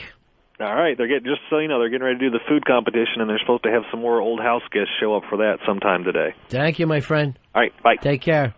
What a clusterfuck that Big Brother house is. So now a lot of them are talking about suing CBS. Literally saying, I'll sue this fucking place. Well, it's the complete opposite of how the game would have gone if Erica got to had a household. Hey, Tank, you're on Ron and Fez. Tank, go ahead, buddy. We lost you. Here is Rodney. Rodney, you're on Ron and Fez. Hey, Ronnie, Fezzy? Yeah. Hey, you know who was really good on Mr. Douglas' show? I thought was that Mr. Haney guy. He was a hoot. No, that's not Mike Douglas. No, that's Oliver Douglas. Mr. Douglas from Green Acres is who you're thinking of, sir. Here's Todd. Todd, you're on Ron and Fez. Hey, Ron and Fez. How you doing, buddies? Hey, buddy. I had a big dilemma growing up. I had, at 4 o'clock, was the 4 o'clock movie, Mike Douglas and Dinah Shore. And, then, of course, the coup de grace was the Little Rascals' Three Stooges hour. Yeah, I love that. I remember the 4 o'clock movie. I guess they would call it the 4 o'clock movie. It was one of the syndicated things. In New York, it was the 4:30 movie. Is that right? Yeah, and they would it was 4:30, and then they changed it to 4 o'clock when they brought the news to 5:30. I'm from Michigan, and so it was like on the ABC stations. Right. So maybe the ABC stations had the 4. No, I think that most stations used to do a lot more of what they wanted back in the old days than what they do now. And one of the things I remember in Philly that they would run a theme thing too with the 4 o'clock movie sometimes. So it could be Elvis week. If it was fucking Elvis week, I was locked in. Then it could be Bogart week or, whatever they happen to be throwing. But it would normally be like one star. I always remember during spring recess, it was always biblical week, and it always ended with the 10 Commandments or Samson, that's Delilah. true. They always had Really? they were Yeah, all Jesus biblical Week. films. But, also, I hadn't even thought of this. They never show any of the... only AMC, I think, shows the old Bogart movies. You don't see black and white film shown on regular TV at all anymore. Like, I'm sure kids have no idea who Jimmy Cagney is or any of the guys from the 30s or 40s.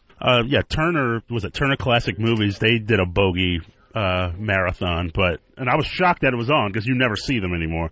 So it was like that's the only place you're going to get it is Turner Classic, I think. Yeah, I think he owns the rights to all of the MGM. Well, nobody wants to show it. Nobody wants to show those films. Like, they'll show the John Wayne films that are in color, but I'm sure, all that stuff that they used to just throw on TV on the weekends and at night, that would be black and white, and it would look grainy even then. It was like Earl Flynn, and a lot of those films are great, but people just have no idea who they are. Any old gangster movie? I'm trying to think. We had a 4 o'clock movie up against Merv, and then I think our Dinah Shore, when we got that, was like at 7 at night. It was like on before primetime shows on the independent channel. Hey, Owen, you're on Ron and Fez. What's up, buddies? Yeah. I thought it was great when Mike Douglas was the first guy to knock out Mike Tyson like 10 years ago. That was fantastic. Yeah, that was Buster Douglas. Mike Douglas was the talk show host who didn't sing "I've Got a Lovely Bunch of Coconuts." Do you think Merv Griffin is ecstatic today? Going, I told you I would outlive that bastard. That was his whole goal. Yeah. Chuck, you're on Ron and Fez. Yo, buddies. Yeah. Hey, I loved him in Spartacus. I thought he was just great. That was Kirk Douglas. Yeah. Kirk Douglas. Not Mike Douglas, who we lost today, talk show host. By the way, Fez and I had dinner one night sitting right next to Kirk Douglas. Really? At Elaine's in New York. What did he have to eat? Earl was there also. Yeah. What the hell? A cell phone call or something. Kirk Douglas is in the restaurant. I'd come over. Well, that's why we didn't call you. It was Elaine's. Was he having a steak? Yeah, he was having a steak. And didn't even order till like midnight. He came in at like midnight. And this is not that long ago. Hey, Tom, you're on Ron and Fez. Lost you, pal. Let me go to Matty. Matty, you're on Ron and Fez. Hey, Ronnie, how are you, brother? Hey, when you were talking about that scene, I remember when I was growing up, the kids would lose their flipping mind when it was Monster Week, man. Monster. They used to run a lot of those Godzilla movies. Any, Japanese monster movies were always big with me, too, when I was younger. We seem to only get those on the weekend as part of Creature Feature or any other sort of Saturday horror thing. Creature Feature, very good concept there, too. I forgot that one. Where it would really just be about the monster. Yeah, Saturday afternoons at 3 o'clock, it was always a karate movie. Really bad. We used to do a lot of gladiator movies. In Philly. I don't know why. I think they even used to call it the Sunday morning gladiator thing. And they would always be like those bad 50s and early 60s films and they would be Italian and dubbed. So the dubbing was real bad. They would have Hercules movies. The dubbing used to be awful. But there was a film in there called The 300 Spartans that I saw when I was a kid. Fucking was obsessed with it. Was just crazy about this stupid movie, right? Later, Frank Miller wrote a comic strip book called 300. And mainly because when he was younger, he saw the same movie and got obsessed with it. I can't even remember because I haven't seen it since I was a little kid. But I fucking loved this movie. I know on Friday nights would be our UHF karate movies, martial arts films. Those were reserved for Friday nights. And I think they even called it Kung Fu Theater. Richard, you're on Ron and Fez. Hey, buddies. Yeah. I just wanted to call and wish condolences to Earl on his grandpa Mike dying. See you. Oh, because of the Douglas. No, that's different Mike Douglas. Yeah. Totally different. Here is Jerry. Jerry, you're on Ron and Fez. Hey, boys. Yeah, I mean, Mike Douglas was great in Escape from New York. Awesome movie. I don't even know with the connection there. Where are we going? Kurt Russell? Yeah, that's John Wayne. Yeah, I got to get somebody on the phones. I think he thought Michael Douglas was in Escape from New York and not Kurt Russell. Here's Manny. You're on Ron and Fez. I think he took Kurt Douglas to Kurt Russell. Manny, you're on Ron and Fez. Hey, fellas, the Robin Hood Technicolor movies were out of this world, and then they throw in the occasional Bob Hope knockoff. Oh, yeah. I remember the Earl Flynn Technicolor Robin Hood that I fucking loved. When I was a kid. He's like the original Harrison Ford. Everyone says Errol Flynn's like maybe the best action star of all time. Errol Flynn is in some of my favorite films ever. Some of my favorite films. Gentleman Jim, I fucking love that movie, even to this day. And again, you can't see it because it's in black and white. Most of those movie stars from the gangster stuff from the 30s and 40s is the best shit you'll ever see. Even the DVDs of those movies, though, aren't so great. They have to do a better job resurrecting those films. Well, you can't do anything once it starts to go. Remember, Scorsese went and said that he wanted the government to do something like set up a museum to save this, because the film stock that was built on, it all started to deteriorate. And there's some way to preserve it, but it's very expensive. So who wants to do it? He was asking for the government to jump in, and the Arts Foundation, to act like it was part of our history. Yeah, he formed a foundation. I think it's called the Film Foundation. I think it's him and Spielberg and Woody Allen. He got like all these directors together, right? And they've pulled like a bunch of money together to try to save a ton of films. They're probably saving, Gone with the Wind and Citizen Kane. Right. Well, we're talking about the real B shit. You know what I mean? We're talking about the B stuff that was. Some of it's so bad it's great. And then also remember, when you're a little kid, you really can't tell bad from great. If there's a couple of guys sword fighting or shooting each other off a train, you're fucking loving it. I remember, what was that movie, A Touch of Evil, with Orson Welles, which they considered a B film. They barely preserved it, and they actually restored it. And But that had Orson Welles in it. Imagine the shit that didn't. Imagine the stuff that... like had a poor man's Errol Flynn in it. I mean, they used to shoot just, 1,000 movies a year or whatever back then. How many of those you think get preserved? And it is weird. It is kind of somewhat, you got to think people of the future will be somewhat interested in it, to go, this is what people in the 20s thought was entertainment. This is the people in the 90s. It's got to mean something over the years. Here's Freak Dog. You're on the Ron and Fez show. Hey, buddy. Yeah. It's kind of sad. We're losing that, the commonality of the B movie. Like, I definitely respect what you guys are talking about here, but even more in recent times, we had USA Up All Night, which used to show. I think Gap will bring it back. Yeah, just these schlocky teen tit movies, but, there's a commonality to it. It's sad. I don't know. Well, it is kind of interesting that when you see a movie from the 80s, now you know it's the 80s right away. You don't have to know the film or where it is, but just the entire pacing of the film is completely different from the 70s, and it's completely different from the 90s. That's the whole concept behind Tarantino and Robert Rodriguez's new thing. It's going to be a double feature slasher film in homage to those B-movie specials. I think it's going to be fucking awesome, too. Well, Tarantino has done this thing because he'll go out and buy some of these old films and own the film himself, right? And he goes into Austin once a year for like a week. Just mainly his stuff is trashy 70s stuff. But you can go into this theater in Austin and just sit there, and it's a draft house, and fucking Tarantino will run the projector and just show this fucking grindhouse stuff from the 70s. Like, he was a big fan of, like, the Sonny Chiba movies, which were really, like, plot-wise, just throw the plot out. Just cut to the karate scenes. But at least they have Sonny Chiba. He's a fan of some shit that you're going, you know what? This is beyond even funny to me.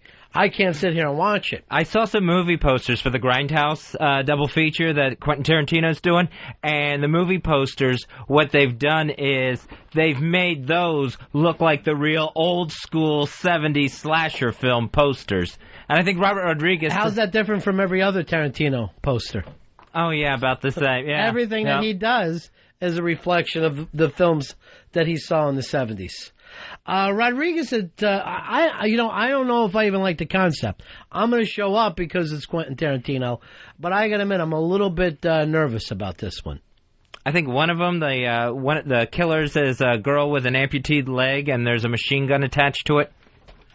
Yeah, I don't know. That's one of the plots. I just love the nerve of it, because they could easily have done like a big budget action movie. They're making the movies they want to make. You know? But is that nerve, or is that just masturbation? You know what I mean? You've got so many films that you're going to make in your life. It's not like being a singer where, you know, Willie Nelson has made 250 albums in his life.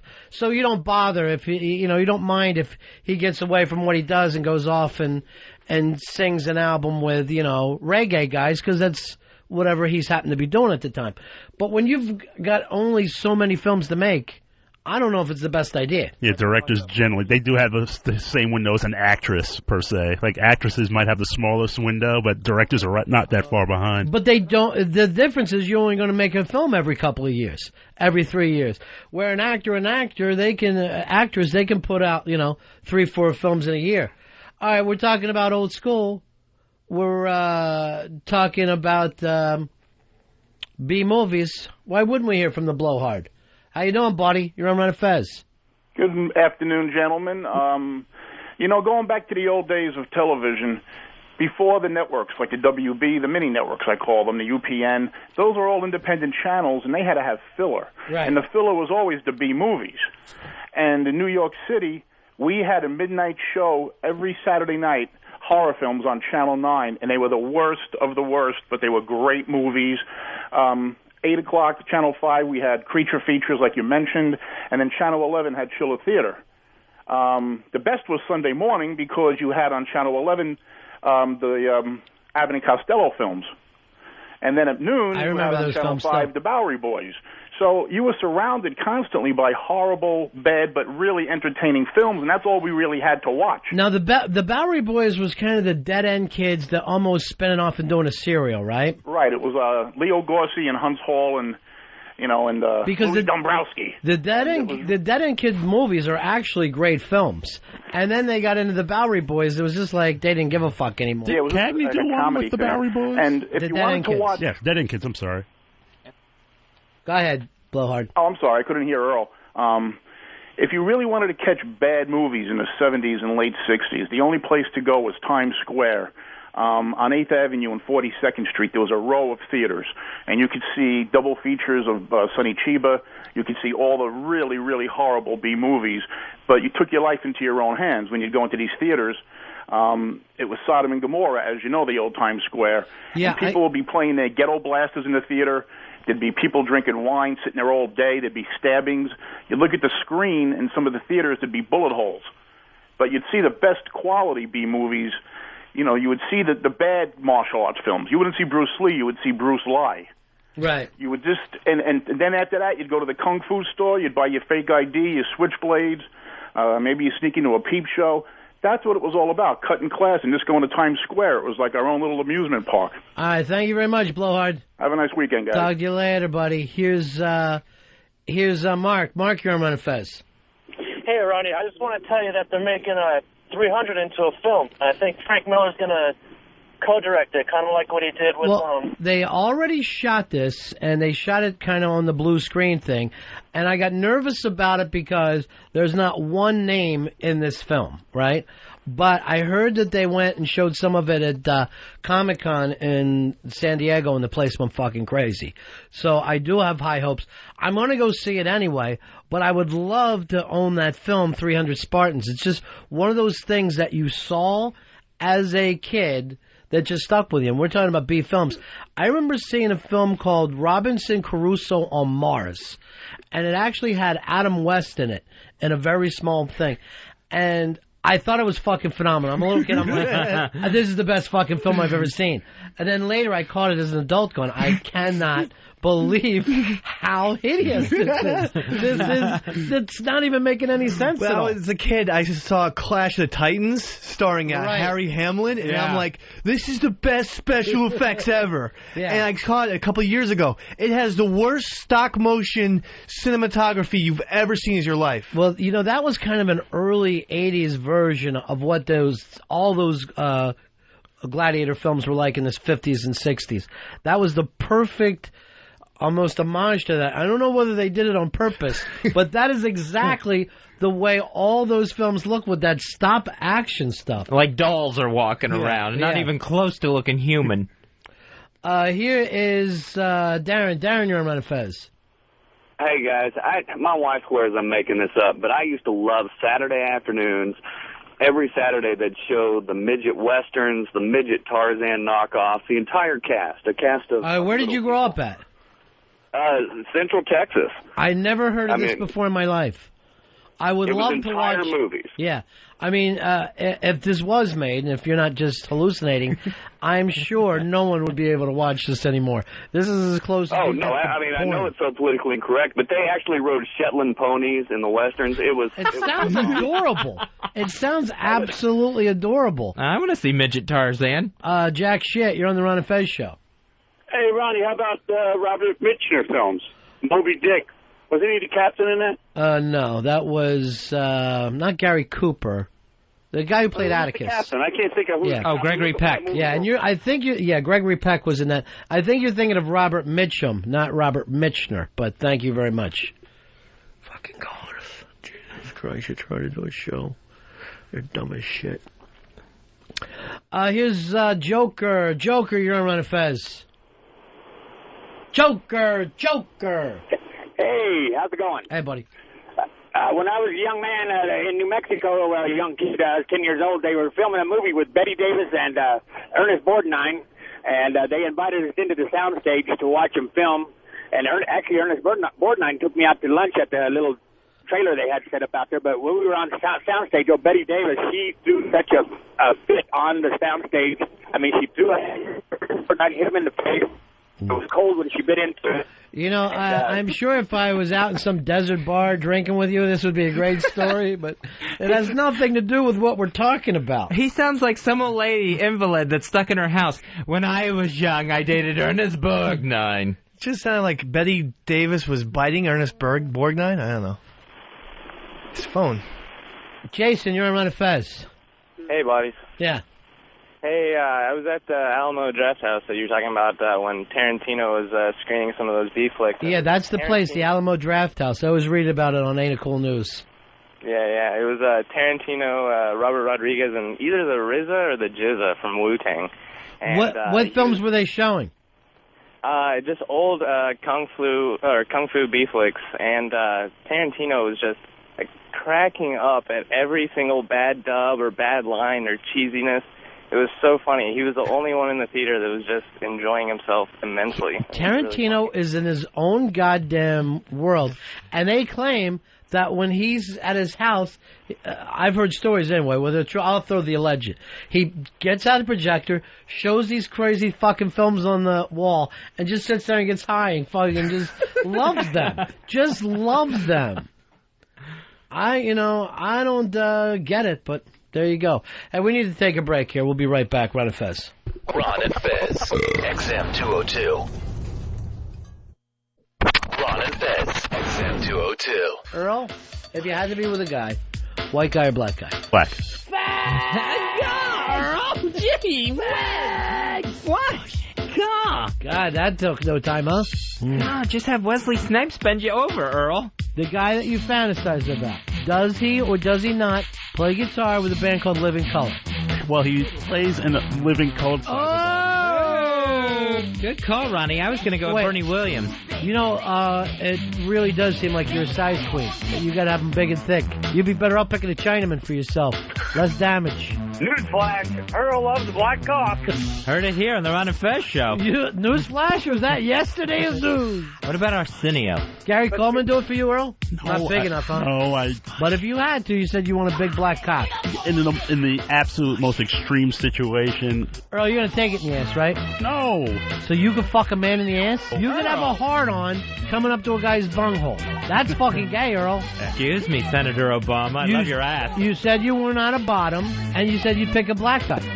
When given a particular situation. You know who I could see, Earl, with? Grady from Sanford and Son. Moving right along the same speed there. Well, everyone has their preferences. You prefer being sexually with a black man to a white man. Given the choice. Well, let me see. Fez, what did he say? I heard him say thick black cock. Again. And then you said you also like him shaved. Everyone has their preferences.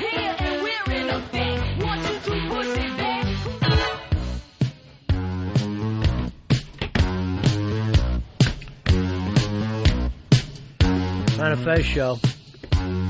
Friday.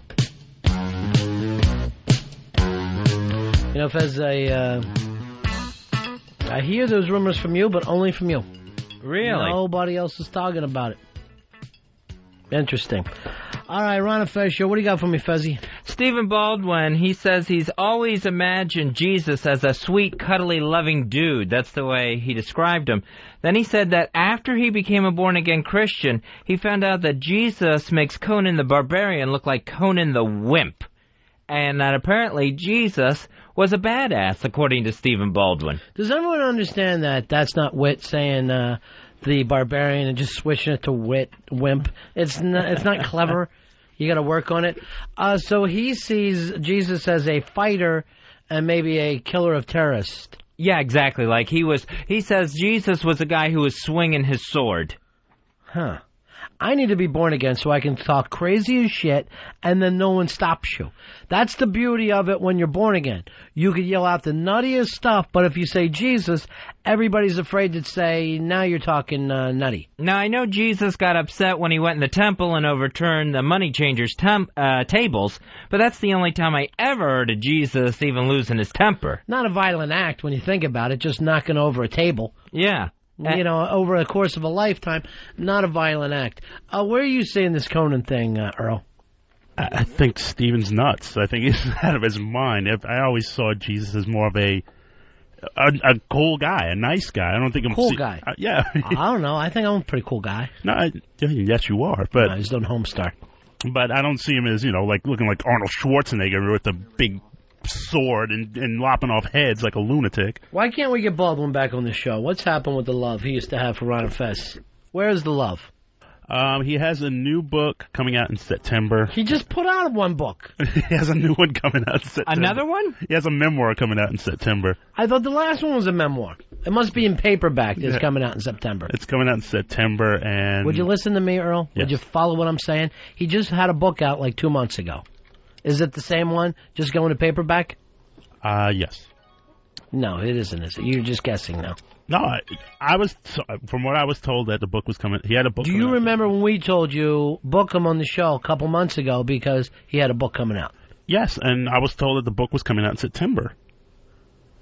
Oh, he drives me nuts, Fez. Drives me nuts.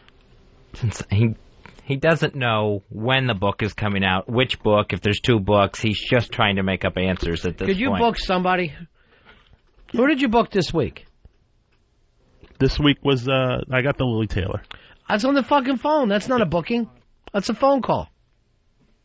Yes, but outside of that, I didn't book anyone. Monday, he's got a big booking he's excited about. Sheepy. Sheepy's coming in, who is the self-proclaimed best poster on RonFez.net. Ah, interesting. I love Sheepy. I'm a big Sheepy fan. Well, don't you love him too much, Fez. He's a young man who hasn't really made up all of his decisions yet. But Sheepy, gigantic fan of T-Rex, oddly enough.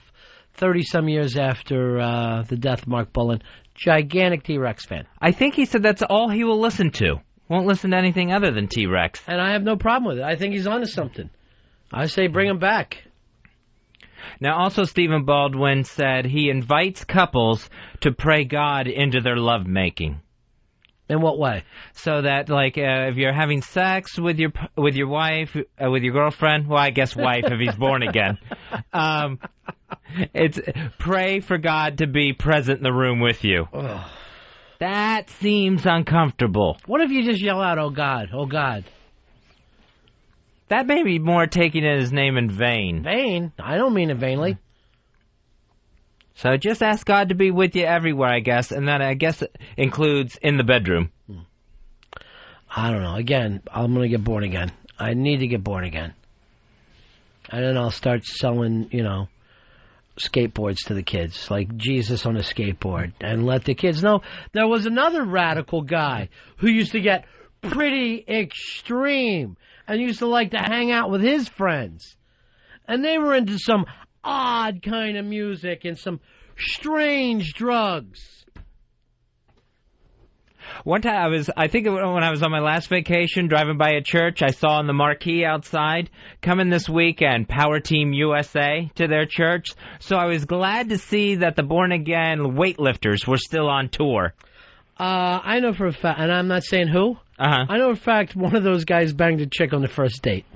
I know that for a fucking fact. I'm not even going to throw an alleged out there. So, I think the power team does pretty good for themselves when they travel around. Hey, Todd, you're on Ron and Fez.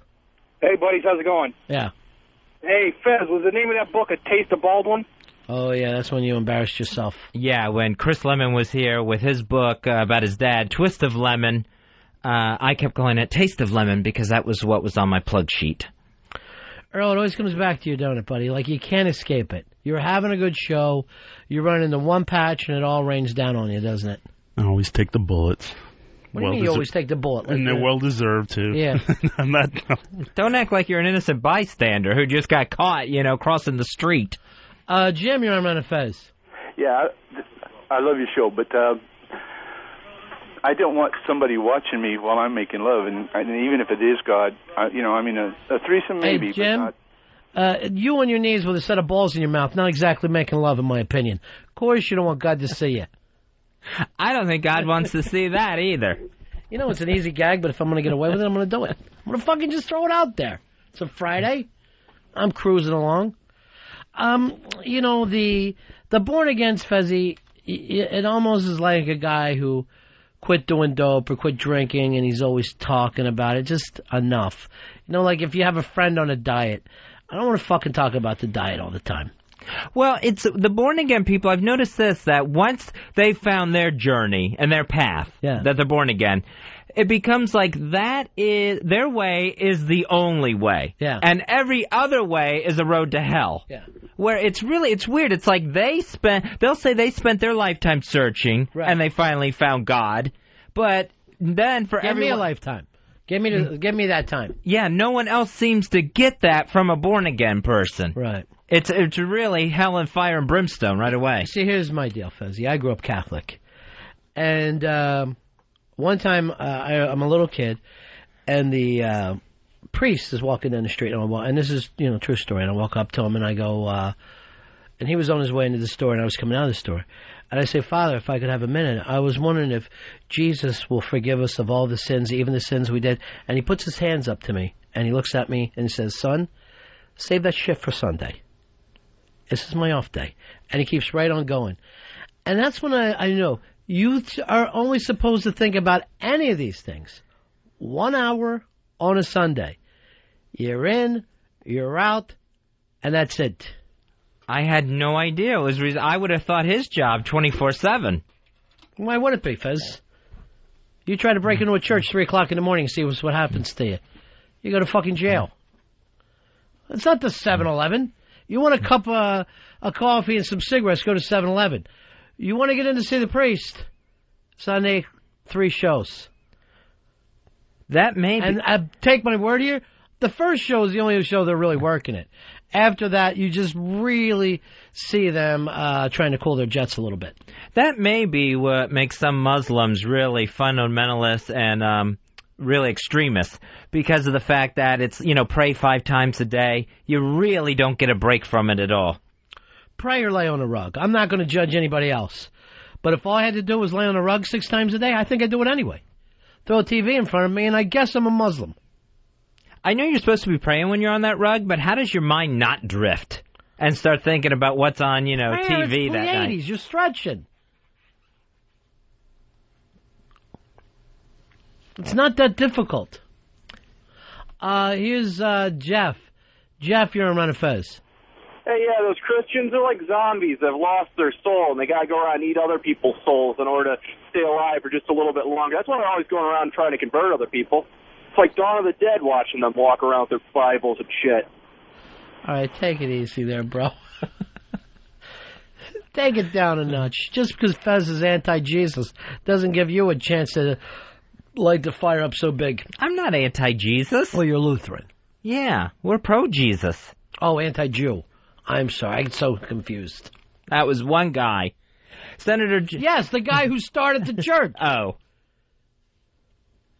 A new study of 34 countries shows that the U.S. ranks near the bottom when it comes to public acceptance of the theory of evolution. Only Turkey ranked lower than America on the public accepting evolution as the way the Earth was created. So one thing we know for a fact, Turkey is dumber than us, which I'm proud to say. Well, Earl, you don't believe in evolution, right? But there's parts of it that I just can't grasp. What part can't you grasp? No, I just have this insane notion that, at one point humans and dinosaurs coexisted. Yeah. You know what I mean? I mean, and that's just, I'll be the first. Yeah, I'll be the first to admit, for some reason, I can't get that out of my mind. Did you think Jesus had a pet dinosaur? No, of course not. What do you mean, of course not? No, it's just, I don't know. It's just this idea that somehow we coexisted at one point, which I just don't have. I'll be the first to admit it's crazy, but I can't get that out of my head for some reason. Just a confusing thing for you. Yes. You think this is why black people couldn't come up with the wheel?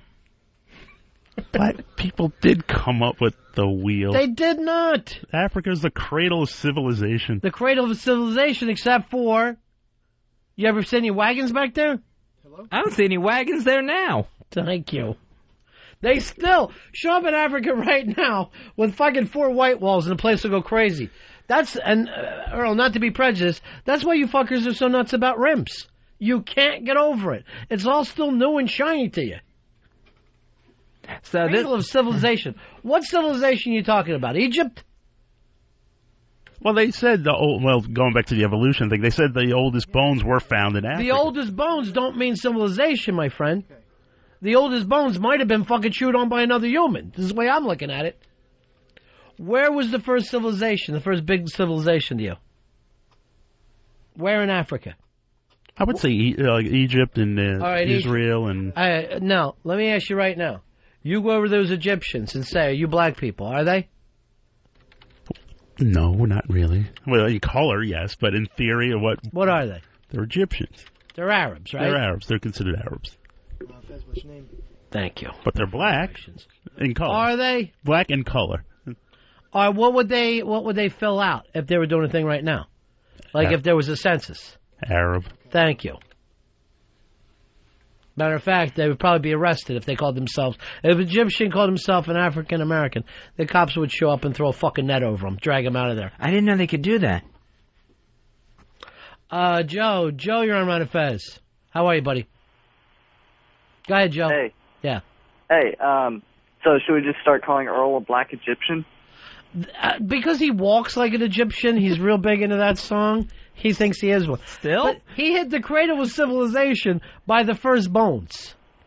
That's like saying the dinosaurs are now civilized. Yeah, there was no dino highways. I wish. I'm just saying that the oldest bones were discovered in Africa. I have no problem with that. No, I mean, as far as... That's not the oldest civilization, though. That's not civilization. If you're running around bones, scratching at each other, scratching at the dirt and biting each other, I'm not saying you're civilized. Those leg bones are there because they never bothered to invent a wheel. Civilization is cities, politics, art, philosophy. This makes somebody civilized. Yeah, I'm not fucking plating your lip and beating on a goddamn drum, Earl. Come on. Meet me halfway. Earliest people, yes, I'm going to give you that. You got it. Well, that's what I meant. Why don't you say this? We were the first uncivilized people. I guess if you're not civilized, you are uncivilized, yes. All right, there you go. We've compromised, Fez. So, 2 friends have found a meeting ground. So they found signs of an uncivilization. Right. Early uncivilization. Here's Pat. Pat, you're on Ron and Fez. How are you, buddy? Good. How you guys doing today? Yeah. I hate to burst Earl's bubble, but we never really used pterodactyls as record players because humans and dinosaurs did not coexist at the same time. Dinosaurs were extinct long before humans came around. Millions and millions and millions of years. Although, Earl, you only see the Earth is, 6,000 years old? Well, not 6,000, no. How old do you say it? 2,000 back to Jesus. No, yeah, 2,000. And then how far back to Adam and Eve? Actually, you're right. I'm sorry. That's 6,000.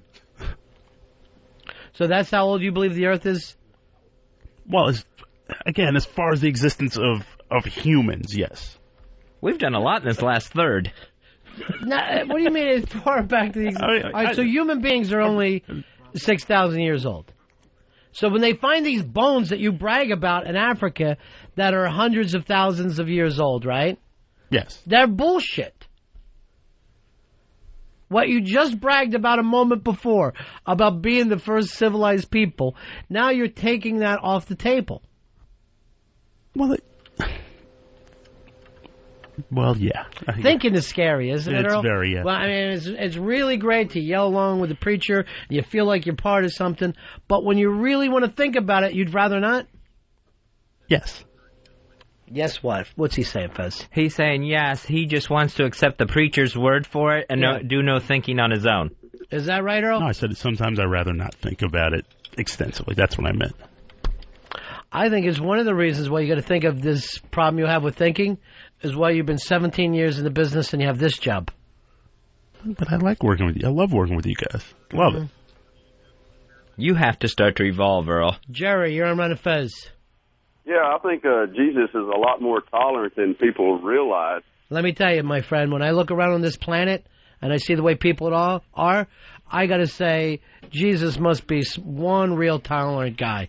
One thing you don't have to worry about is the fact that he's tolerant. Well, according to Stephen Baldwin, he's a badass and he's swinging a sword. Well, but he offers you the chance, but if you do the crime, you're going to do the time. So you say Jesus is like Beretta. You really see Jesus as a 70s cop. Well, I guess that's one way of looking at it. Keep your eye on the sparrow, 'cause Jesus is coming. I don't think him and Conan would. I don't think it'd be a very good fight between him and Conan, though. You know. You know, that's what I love about the Christians. None of them agree with each other.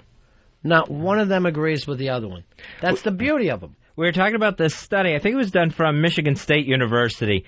The United States falls next to last in countries studied with public acceptance of the theory of evolution. Only Turkey ranks lower. They said that the reason that Turkey and the United States are so close, neck and neck there, this is right from the study, American Protestantism is more fundamentalist than anybody except the Islamic fundamentalist. Unbelievable. So American Protestants are just as extreme as Islamic fundamentalists. As the people we call extremists. Yeah, exactly. Chris, you're on Ron and Fez. Hey, how's it going, buddy? Hey, buddy. I just had a question for Earl. If he didn't believe in the dinosaurs and caveman coexisting and shit, then how the hell we find all these bones and stuff? If he goes by what the Bible says and God created Earth in 7 days and then Adam and Eve. Earl does not like to think. He explained that to us a little while ago. All right, someone sent us this. New dating techniques indicate that the fossils are 195,000 years old. These are these fossils in Ethiopia that you were bragging about, Earl. 195,000 years old. Well, where did they come up with the extra 189,000 years? So you don't believe in that, though, right, Earl? Well, given that fact, yes, I would believe that. You would believe. Now you've flipped? Yes, I mean, I will look up more data on it, but yes, if I... Data where, in the Bible? No, just I guess like archaeology materials and stuff like that. You're going to look up archaeology. You refuse to work in the Natural History Museum.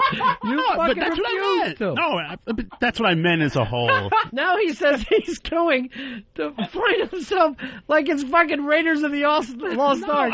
Looking this shit up. No, I'll go on the net. I'll look it up. That's all. What is it that you're looking up, bro? You know, just like how old these bones are, how far back they go. You just heard. No, I mean... What information are you looking for, Earl? Like, what are I'm going to recheck the oldest human remains are, how old they are. 195,000 years old. No, because I think you said fossils. I didn't. That would be the remains of the humans. No, again, I'm thinking rocks and stuff like that, but that's me. These are bones we're talking about. Oh, okay, fine. Bones can fossilize. Yes. Go back to the Bible and recount the begats. Maybe you counted wrong. Maybe you were 189,000 off on those. Hey, Fred. Fred, you're on Ron and Fez. Hey, guys. First off, I think Baldwin meant Conan O'Brien. Right. I see the similarity there. He is a lot like Conan O'Brien. Oh, okay. He just wants to make everybody happy, and he's tall and lanky. Jesus would make Conan O'Brien look like Conan the Wimp. Right. Yeah, that makes There you go. total sense. Yeah. Second, I think Africans were the first uncivilized people, but they're also the last uncivilized people. All right, see, we're getting into that. And there are some South Americans that are just as fucking nutty, some of those Indians. But is there like a primitive tribe of white people left Caucasian people left anywhere on the earth? The Scots. The Scots are? They don't even wear underwear. They're fucking half animals. The kilt doesn't... I think that's just more of a fashion thing. Anytime you're letting your balls fucking hang out in the breeze, you're uncivilized. So I was just wondering, I guess the Scots, I didn't know they still lived primitively, like, Have you ever seen them? They get up in the morning, they drink, they shoot heroin, they lay back down. Of course they're uncivilized. Well, it's not still living like Braveheart. They still paint their faces and go to soccer games. Brian, you're on Ron and Fez. Hey, I just had two things to say. First of all, the way they got this 6,000 years old thing is because of the parts of the Bible where they go like Adam begat Cain, who begat Enoch, et cetera, et cetera. Right. They go all the way up to Jesus. They figure out how old all those people were, and that's how old the Earth is. Right. So that's awfully scientific, I thought. And how you came up with the 6,000 years? I'm sorry? Yes, me too. And also the cradle of civilization he keeps talking about. Yeah. It wasn't Africa. It was Mesopotamia, which is these days modern-day Iraq, yeah. So, yeah. And that's where Babylon was, too, right? And that's why we're bombing the shit out of it. You got here first, so you're gonna get our wrath. You hurt the ones you love, I guess. Quentin, you're on Ron and Fez. Yeah, what's up, guys? Hey, buddy. The Bible says that one day to God is 1,000 years for humans. Now, is that because his son, it takes him that long to go around it? It takes him 1,000 years? I guess so. I don't know. I mean, he is the ultimate being, according to Fez and Earl, of course. I mean, I'm atheist, but I've also read the Bible. All right, thank you, my friend. 1,000 years? They use that as like time can be anything to God. A day could be like 1,000 years. They never said, all right, here's the actual measurement to use for the universe. I got no problem with that either, because you can't... I mean, we're only caught into the time that we're into, because that's what we have. But is there other places the time is differently? Absolutely. Oscar, you're on Ron and Fez. Hey, love the show. Thanks, buddy. Hey, I want to back Earl up on this. They based all of this age of the Earth and everything on carbon dating. Yeah. You guys know what that is? I'm not a scientist, so no. Oh, okay. Well, I know you got your own radio show. I do. But anyway, the carbon dating, so, you know, you got to believe in that bullshit to believe that, you know... Well, I am going to believe that that the only people that are attacking this dating are outside of the science community. So if you're asking that every scientist has got together to make up these facts, I'd have that hard to believe, because what's in it for them, Oscar? They don't believe in God. So every scientist doesn't believe in God. A, that's not true. But B, why would every scientist lie? Because they don't believe in God, so they wouldn't want us to believe in God? That's not that they're lying. It's just the only thing that they've come up with that they can justify how old this stuff is. You're going to tell me you burn a piece of paper and then measure the carbon content and you can tell how old that a goddamn dinosaur was millions of years ago? I am not a scientist, but I would imagine that it's a little more specialized than what you're saying. And I've never heard any other scientists debate. I mean, when they do change their decisions about things, it appears in the newspaper. And when people debate back and forth with science, with different things, it's done up there. It's not like a scientist goes out to disprove God. That's not the purpose of science. The purpose of science, that type of science, is to find out what the world is made out of, how we got here, where we're going. It's not an anti-God thing at all. Oh, okay. I guess you got a point. Thank you, my friend. 866-RON-0-FEZ, 866-RON-0-FEZ. See, sometimes when you come from a world where you can go, scientists are godless, everybody in the chapel will fucking nod, and then you go on to the next thing. But I've never found that to be true. The generalizations really work well for that argument. You would think if you were a scientist, and I'm sure there are scientists that believe in God, that can't be completely true.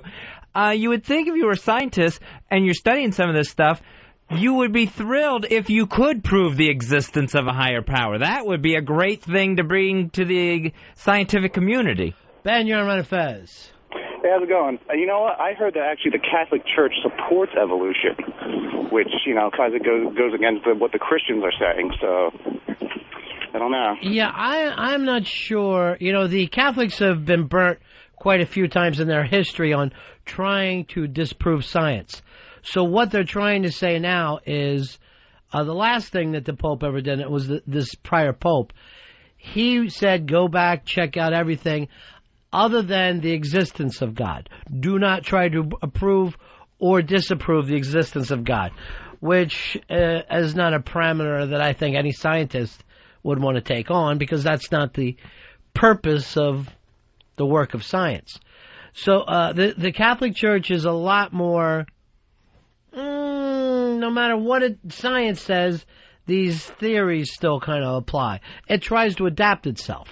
I was just reading in the latest Newsweek, the Billy Graham interview, where he's talking about at this stage in his life, he goes, do not interpret the Bible literally. That's not what it's for. And this is Billy Graham saying it. And that means what to the other Christians, Fez? Nada. It never does. That's Right. the fucking point of these debates. You have a Christian belief. I grew up with a Christian belief. Earl had a Christian belief. They're not exact. And yet the same people will tell you time and time again, oh, the Word of God can't be misinterpreted. That's why they don't get caught up in the translations of the Bible. Well, how can that be if the three of us came from three different types of Christian upbringing? Yeah, there should be one set of rules for Christianity or one set of beliefs, and everyone's in on it. Well, I don't agree with that. The point is this: you cannot. First of all, you're not going to do that, what you come up with, because people are free to believe whatever they're going to believe. But whatever you believe, that's your own thing. If it gets you through the night, I got no problem with it. When you go around saying scientists are all liars or the world is only 6,000 years old, now you're taking your belief system into fucking crazy talk. And you're going to, like when anybody does crazy talk, you're going to get fucking slapped down for it sometimes. But Earl's going to start researching this. Yes, I want to get more facts. Monday, Fez, we're going to come up with Earl's science fact, and you're going to give us something that you learned over the weekend. Does that seem fair? No, that's very fair. Okay. So Monday, I want you to tell us how old the Earth is.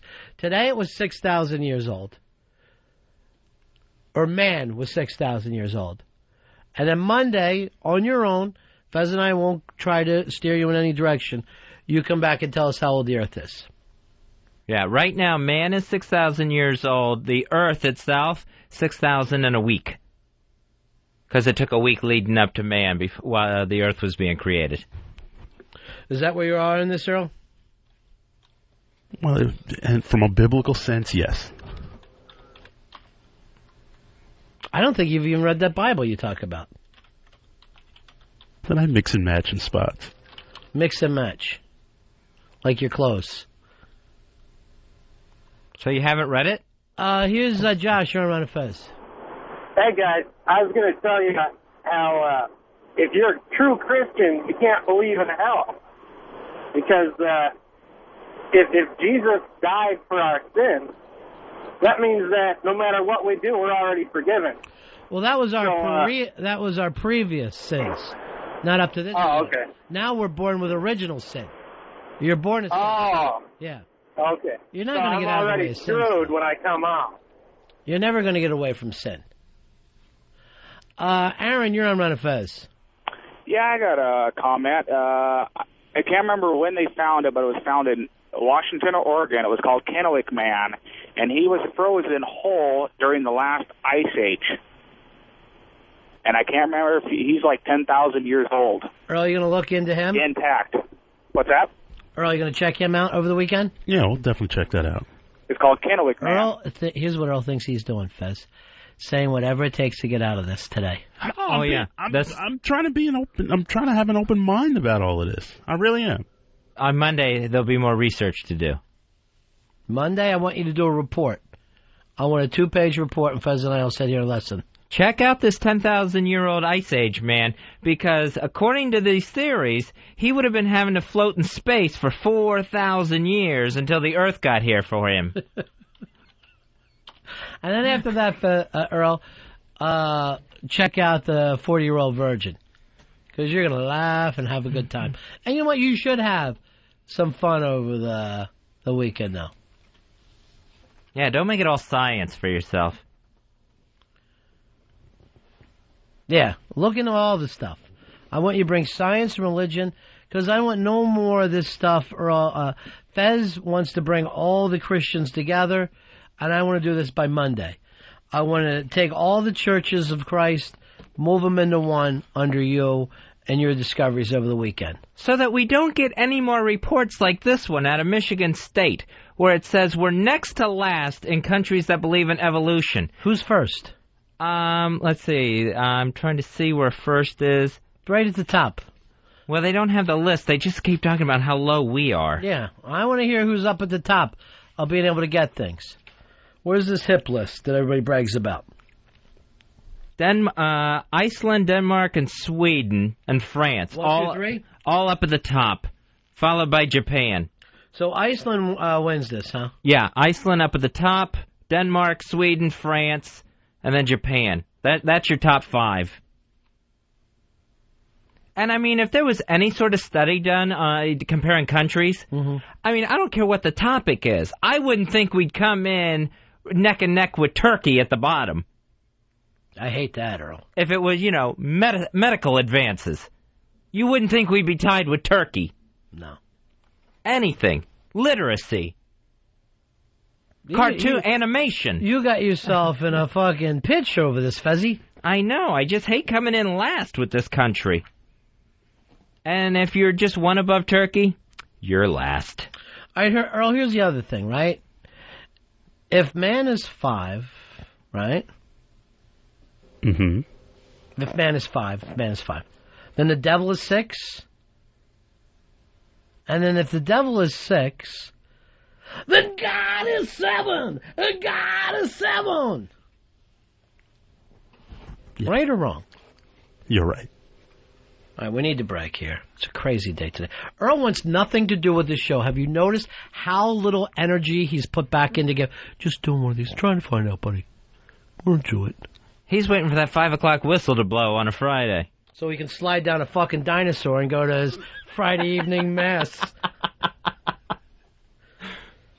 Is that what you're after, Fred Flintstone? No, that is not what I'm after. Where's the fucking energy level you're giving back to this discussion?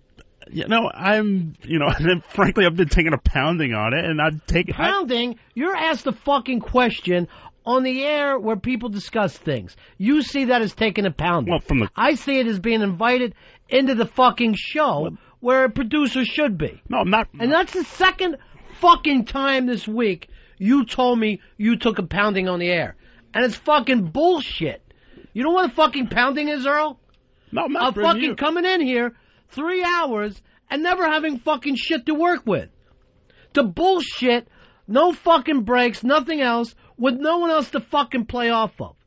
That's a fucking pounding. Where everybody going back to do the same little, Dave's going to come in and do his dumb fucking thing and go out. You're fucking going to give me nothing and fucking come out. Well, I didn't mean you and Fez, not at all. I'm just saying, the listeners, they'll always take a pound. I'll always take a pound. You sit there fucking quietly and give back fucking zero energy, Earl, and see if you don't fucking deserve a fucking pounding. No, I do the best that I can. And if I need to do better, I'll do better. Do fucking better right this second. Have some fucking energy about yourself during a conversation. I'll be more. I'm not going to fucking yank teeth in here for 3 hours a day.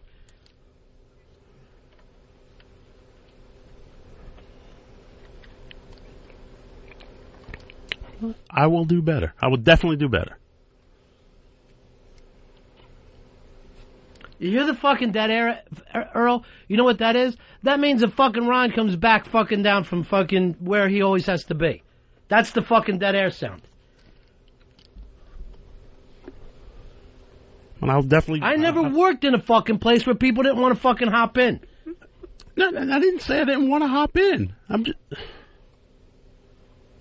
Well, good. Run with it right now. Explain yourself. I'll fucking listen quietly. I'll give as much answers on a subject that I know about, and I'll try to provide as much information that I know about and feel passionate about. But if that doesn't translate well, I will do better. I will try to give back more energy. But I'm doing the best that I can. That's all I can do. Oh God, I'm doing the best I can. What does that mean? We've seen you up before. We know the best you can do. No, and again, this is it's a topic that I'm not very well versed in, and I'll try to. You fucking tell us you spend 4 hours a week in fucking church. You missed the first half of the Jets game. Is that right or wrong? Yes, the service starts at 11. Well, then how do you act, and you've been doing that for 35 years, how do you act like if anything comes up about the Bible, you completely have no idea and you don't want to discuss it? Well, as far as evolution, evolution, that is pulling teeth. I'm not that well versed on it. You told us that the dinosaurs and man walk around at the same time, right? No, I had... That's a belief that you had. I said I cannot get out of my... For whatever reason... All I ask you to do is to describe that fucking belief. To look at yourself like a normal fucking person would and go, I had a belief, where did I get it from? Yes, and the first thing I said was, it's a crazy thought. And I said, I don't know why I have this thought in my head, but I cannot get that thought out of my head. We'll try to figure it out, Earl. Monday I'm going to sit here fucking quietly, and I'm going to listen to the report that you do. Yes, and I will gather information and present it as best as I can possibly. I know you think I'm a fucking ball buster, but I want you to fucking lay down and get this thought in your head. Ask what fucking Opie would do if he had his little fucking shit that I have to fucking fill this fucking show with. I fucking swear to God, I'm not busting balls or acting like Opie's more of a fucking hard ass than I am. But I'm just fucking saying to you guys, on a fucking day-to-day basis, would he be fucking pissed off about it? It's true. And do I ever get pissed off about it? No. I never fucking do. Wiki fucking comes in here, I added 2 extra fucking members to ONA's team. I don't fucking get pissed about it. I just fucking do what I fucking do every fucking single day. But don't act like I fucking am going to sit here and hear you use the term, you take a fucking pounding on this show. Because you're fucking babied on this show, Earl. And I never said... I fucking heard you on O&A. Believe me, you don't fucking take a pounding on this show. But I never said it was you and Ron. I said, the listeners... I'm fucking Ron. So... I'm Fez. You and Fez, I'm sorry. And I never... Are we going to break or take it to the fucking limit? Let's just break. Okay. Ron, Fezzy. The Ron and Fez Show. XM 202.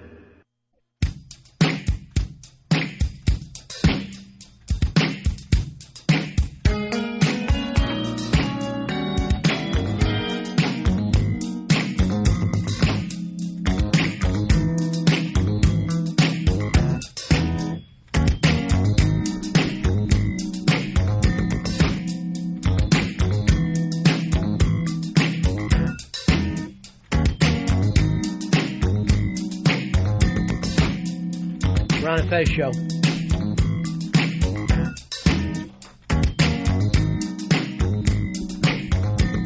It's the last day for our little interns to be here, and they ran and hid in the other room when I was yelling at Earl. I didn't know it was graduation day. I feel like we didn't even get to meet these 2 kids. And then, of course, Dave took the fucking low road, too. He's laying low. Earl, I apologize for going off. I fucking, I got my own shit I'm dealing with. No, you said what you felt, Ronnie. Yeah, I respect that. No, I totally respect you saying what you feel. I appreciate the honesty, quite honestly. Honestly. Well, I don't even know what that means, Earl. No, for friends we're gonna have our disagreements. So what was our disagreement about then? Well, no idea, right? Well, we were arguing about, my passion for the show. You know what? And you're right. I mean, I need to be give more energy and a lot more passion than I need to be. You're fine the way you are. Just sometimes, whatever. I don't know. No, sometimes I say stupid things. I'll be the first to admit No, you don't say. It's not that you say stupid things. It's that you were getting smaller and smaller and smaller because it was a topic that you didn't want to talk about. But, this is our job. This is how we fill the time. Sometimes it's stuff that we want to talk about. Sometimes it's not. What are we going to do? I mean, I got other places I should fucking be right now. But you got to go to work. You got to work for a living. I got people in my life I'm worried about right now, too. But what do I got to do? I got to come in here and not bother people with that, play the part of adult, and that's what I got to do. And I apologize to you. And Fez, I apologize to you. I know you hate yelling. Dave, you get nothing from me. You get nothing at all. Other than my scorn. And you really do need to shake it up a little bit. You need to expand the Dave character a little bit. Whatever that's turning into. Senator Joe Lieberman, You think I'm going to talk about Joe Lieberman now, Fez? You're out of your mind. You're out of your mind if you think I'm going to hop right back into it and act like you're going to read me a Joe Lieberman story and then I'm going to yell whatever I yell. Oh, okay. No, go ahead, you do it. Well, I was just saying that Joe Lieberman was saying that the terrorists from the plot yesterday that was uncovered in Britain are evil or more evil than the Nazis and more dangerous than the Soviet communists. And my question was, if Al-Qaeda wants to keep attacking us, and they think this plot yesterday has Al-Qaeda links to it, is their goal just to lay this country in ruin? Right. Or is it more of a Nazi thing where we would become eventually like a Muslim state? They would take over the world and everyone would praise Allah. So you read the newspaper to me, and now this is my point that I go off on a rant. Well, I just didn't know. I was just... I'm not going to do it. Not for the rest of the show. The rest of the show, I'm going to do something else. I can't fucking just bounce right back and act like now I'm going to have all these opinions about Joe Lieberman and fucking Allah off the fucking cuff. Right, I understand. This just seems fucking silly to me right now. It's exactly the stuff that I was talking about before. Here's the setup. Go. Here's the pitch. Go. Dave, you're on Ron and Fez. Hey, boys. How's it going? Hey, man. Hey, listen, I hate to interrupt the somber mood of the show right now, but I wanted to shout here's the thing. No matter what happened all week, this is how it always is going to end up. And this will be like, oh, man, did you hear last week? Ron acted like an asshole. I want to shout at the Big Ass Prize Closet. I can name the song and the artist that you quoted when you were talking to Earl about God. What, because you know the Pixies? That supposedly gets you Monkey something Gone from to us? Heaven. Yeah. Monkey Go... Worth it, huh? No. No, come on. Dave, you honestly think because you know a song I should give you a fucking prize? That was kind of an obscure lyric you pulled. I thought it was cool. Yes, no one in the 80s or 90s ever heard the Pixies. They're really fucking obscure. So because you capture something, I should send you something for free. Instead, I'll just go to the next caller. Hey, Steve? Steve? Hey, Steve there? Yeah, what's up, Ronnie? Hey, I'm going to give you the prizes that guy wanted. Fez, what all can we give him? Let's really load him up and give him a bunch of great prizes. Let's give him a CD copy of the Ramones' Greatest Hits, courtesy of Rhino Entertainment. Also, he'll get a CD copy of the Best of the Replacements called Don't You Know Who I Think I Was? That's also from Rhino. You can check out rhino.com. And we will also throw in a DVD copy of Mr. and Mrs. Smith Unrated, starring Brad Pitt and Angelina Jolie. That's thanks to Fox Home Entertainment. That's in stores now. That's all for you, Steve, because the last guy wanted a prize. That's how fucking weird I've gotten. Let's bring in the interns so we can say goodbye to them. They were here. I got to tell you the truth, Fez. I don't know whether it just seems like it was a fast summer, but I never remember any two interns who we've got to know less than these two. And I'm talking about over our entire career. What'll happen is, as we go down the road, someone will say, remember when the Flash was there or your intern Vertigo? Yeah. And it'll be one of those things like, we had an intern named Vertigo? Somebody wrote to me the other day, and they go, that you and I used to wake up an intern's sister. His intern's name was Banky, and the sister's name was something. I don't remember it all. It's just all gone to me. Vertigo and the Flash, this is it for you guys. Basically. Graduation day. Yeah. What's next for you, Vertigo? I go back to school. Yeah, you play some kind of a huge instrument, right? Not anymore. Oh, you quit? Well, yeah, I'm concentrating on my radio station and internships. And so you want to get another internship somewhere? Out in the Sunbury, Pennsylvania market. Wow. Yeah. Where is that exactly? It's in central Pennsylvania. Near Harrisburg? I mean, that's it's like an hour north of Harrisburg. It's in between Harrisburg and Williamsport. Wow. So yeah. you really, when you've got to travel to get to Williamsport, which, you know, if they didn't have the Little League World Series, nobody would know. What about for you, Flash? When are you going back to school? Late. I think the 29th or 30th. I head back to Virginia. And you're in what year now? Senior? Junior. Junior. So I still have some time to figure out my life. You said that you were going to try to get a date with somebody from the website to find you attractive. I remember we were talking about yesterday. I received some message board love, and you were suggesting these things. So that's a possibility. He has a fan. Shelley is a fan of him and finds him attractive. And I'm like, well, that's why you work in radio, kid. You got to run for it. Make that move. Way to go. It sounds like your internship was a success then. Yeah, I would consider it an overwhelming success. Do we grade them, or is it just pass-fail? We give them like excellent, some very good, average, above average stuff. So this is report card day. Really? Yeah. So basically, you know what? This could almost be like one of those shows where someone gets voted off. This is the big finale. Someone is not going to get a satisfied or a satisfactory. Have we ever given unsatisfactory at any time in our career? I don't think we ever have. Yeah. I think everyone has gone out of here excellent or whatever the highest was. Well, that's exciting. The bad thing is we're flunking you both. We're gonna flunk you both. A double elimination? A double elimination, and you know why? Spite. You really got graded on the wrong day. Damn. You caught me in a bad mood. There's no reason for this. This is like a Devil Wears Prada moment, Fez. You know, it's just an evil Devil Wears Prada moment. And they both failed. If only your internships had ended on a Thursday. Not only am I going to give you an excellent, but Earl is going to come speak at your school. Each of your schools, and both your schools would be odd, first black man ever to show up. He's going to be there. Earl, do the bit where you come in with a peanut, say that you're George Washington Carver, and it seems like you got there by time machine. Oh, I always love those reenactments. Hello, everyone. My name is George Washington Carver, and I want to show you the many fine uses of a peanut. Look how he's trying to be agreeable now. Nice, Earl. I love it. I love the agreeable Earl. So changes everything. You can start records. You can make peanut butter, peanut brittle. Various uses of the peanut. Look at him. He's got so much energy. Vertigo, you're staying in radio, though. You're going to attempt to get a job on air. Sir, yes, sir. Yeah. And what about you, Flash?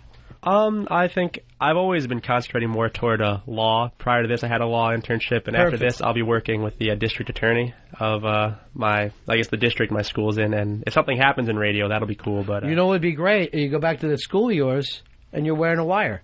You're wearing a wire, getting the other kids arrested. Well, that's possible. I mean, you know, they send us to do the dirty work. So. Then it's law and broadcasting, because basically you're taping them. You're doing some sort of production. You know what? It could be in his future is Court TV, which would be fantastic. All right, so they both get excellence, and, you know, stop back in anytime you guys want. I want to thank you guys. This has been one hell of an experience. You really enjoyed yourself? I really did. Yeah. Yeah, I loved it here every day, legitimately. You don't have to pick me and Fez. All right, we'll take us out. Who's your favorite person that you got to hang out with and meet? Who gave you the most back? Who did you learn the most back from? Anyone here on the staff, two or two? I'd have to say anyone on the staff. Probably a cross between Bronx Johnny and Bill. Bronx Johnny and Bill. What about because, I mean, I learned a lot from everyone else working here, but, I mean, they were the ones who I could sit down the most and talk with. Nice. Flash, what I learned a lot of what not to do by observing Dave, so I Smart, think really... that's good. Interesting. Goofus and Gallant, you kept an eye on Goofus and thought, what should I not do? Oh, well, it's Friday. Dave, you'll be drunk in how long? How quick before you're loaded? I'm gonna 2 hours, hopefully. 2 hours? Yeah. Fully plastered? Yes. All right. Best of luck to you guys. Stay in touch, all right? Thanks. Thank you very much, guys. That's it for us. We're back here Monday right after O&A. See you, everybody. That's the end of my show. Donk.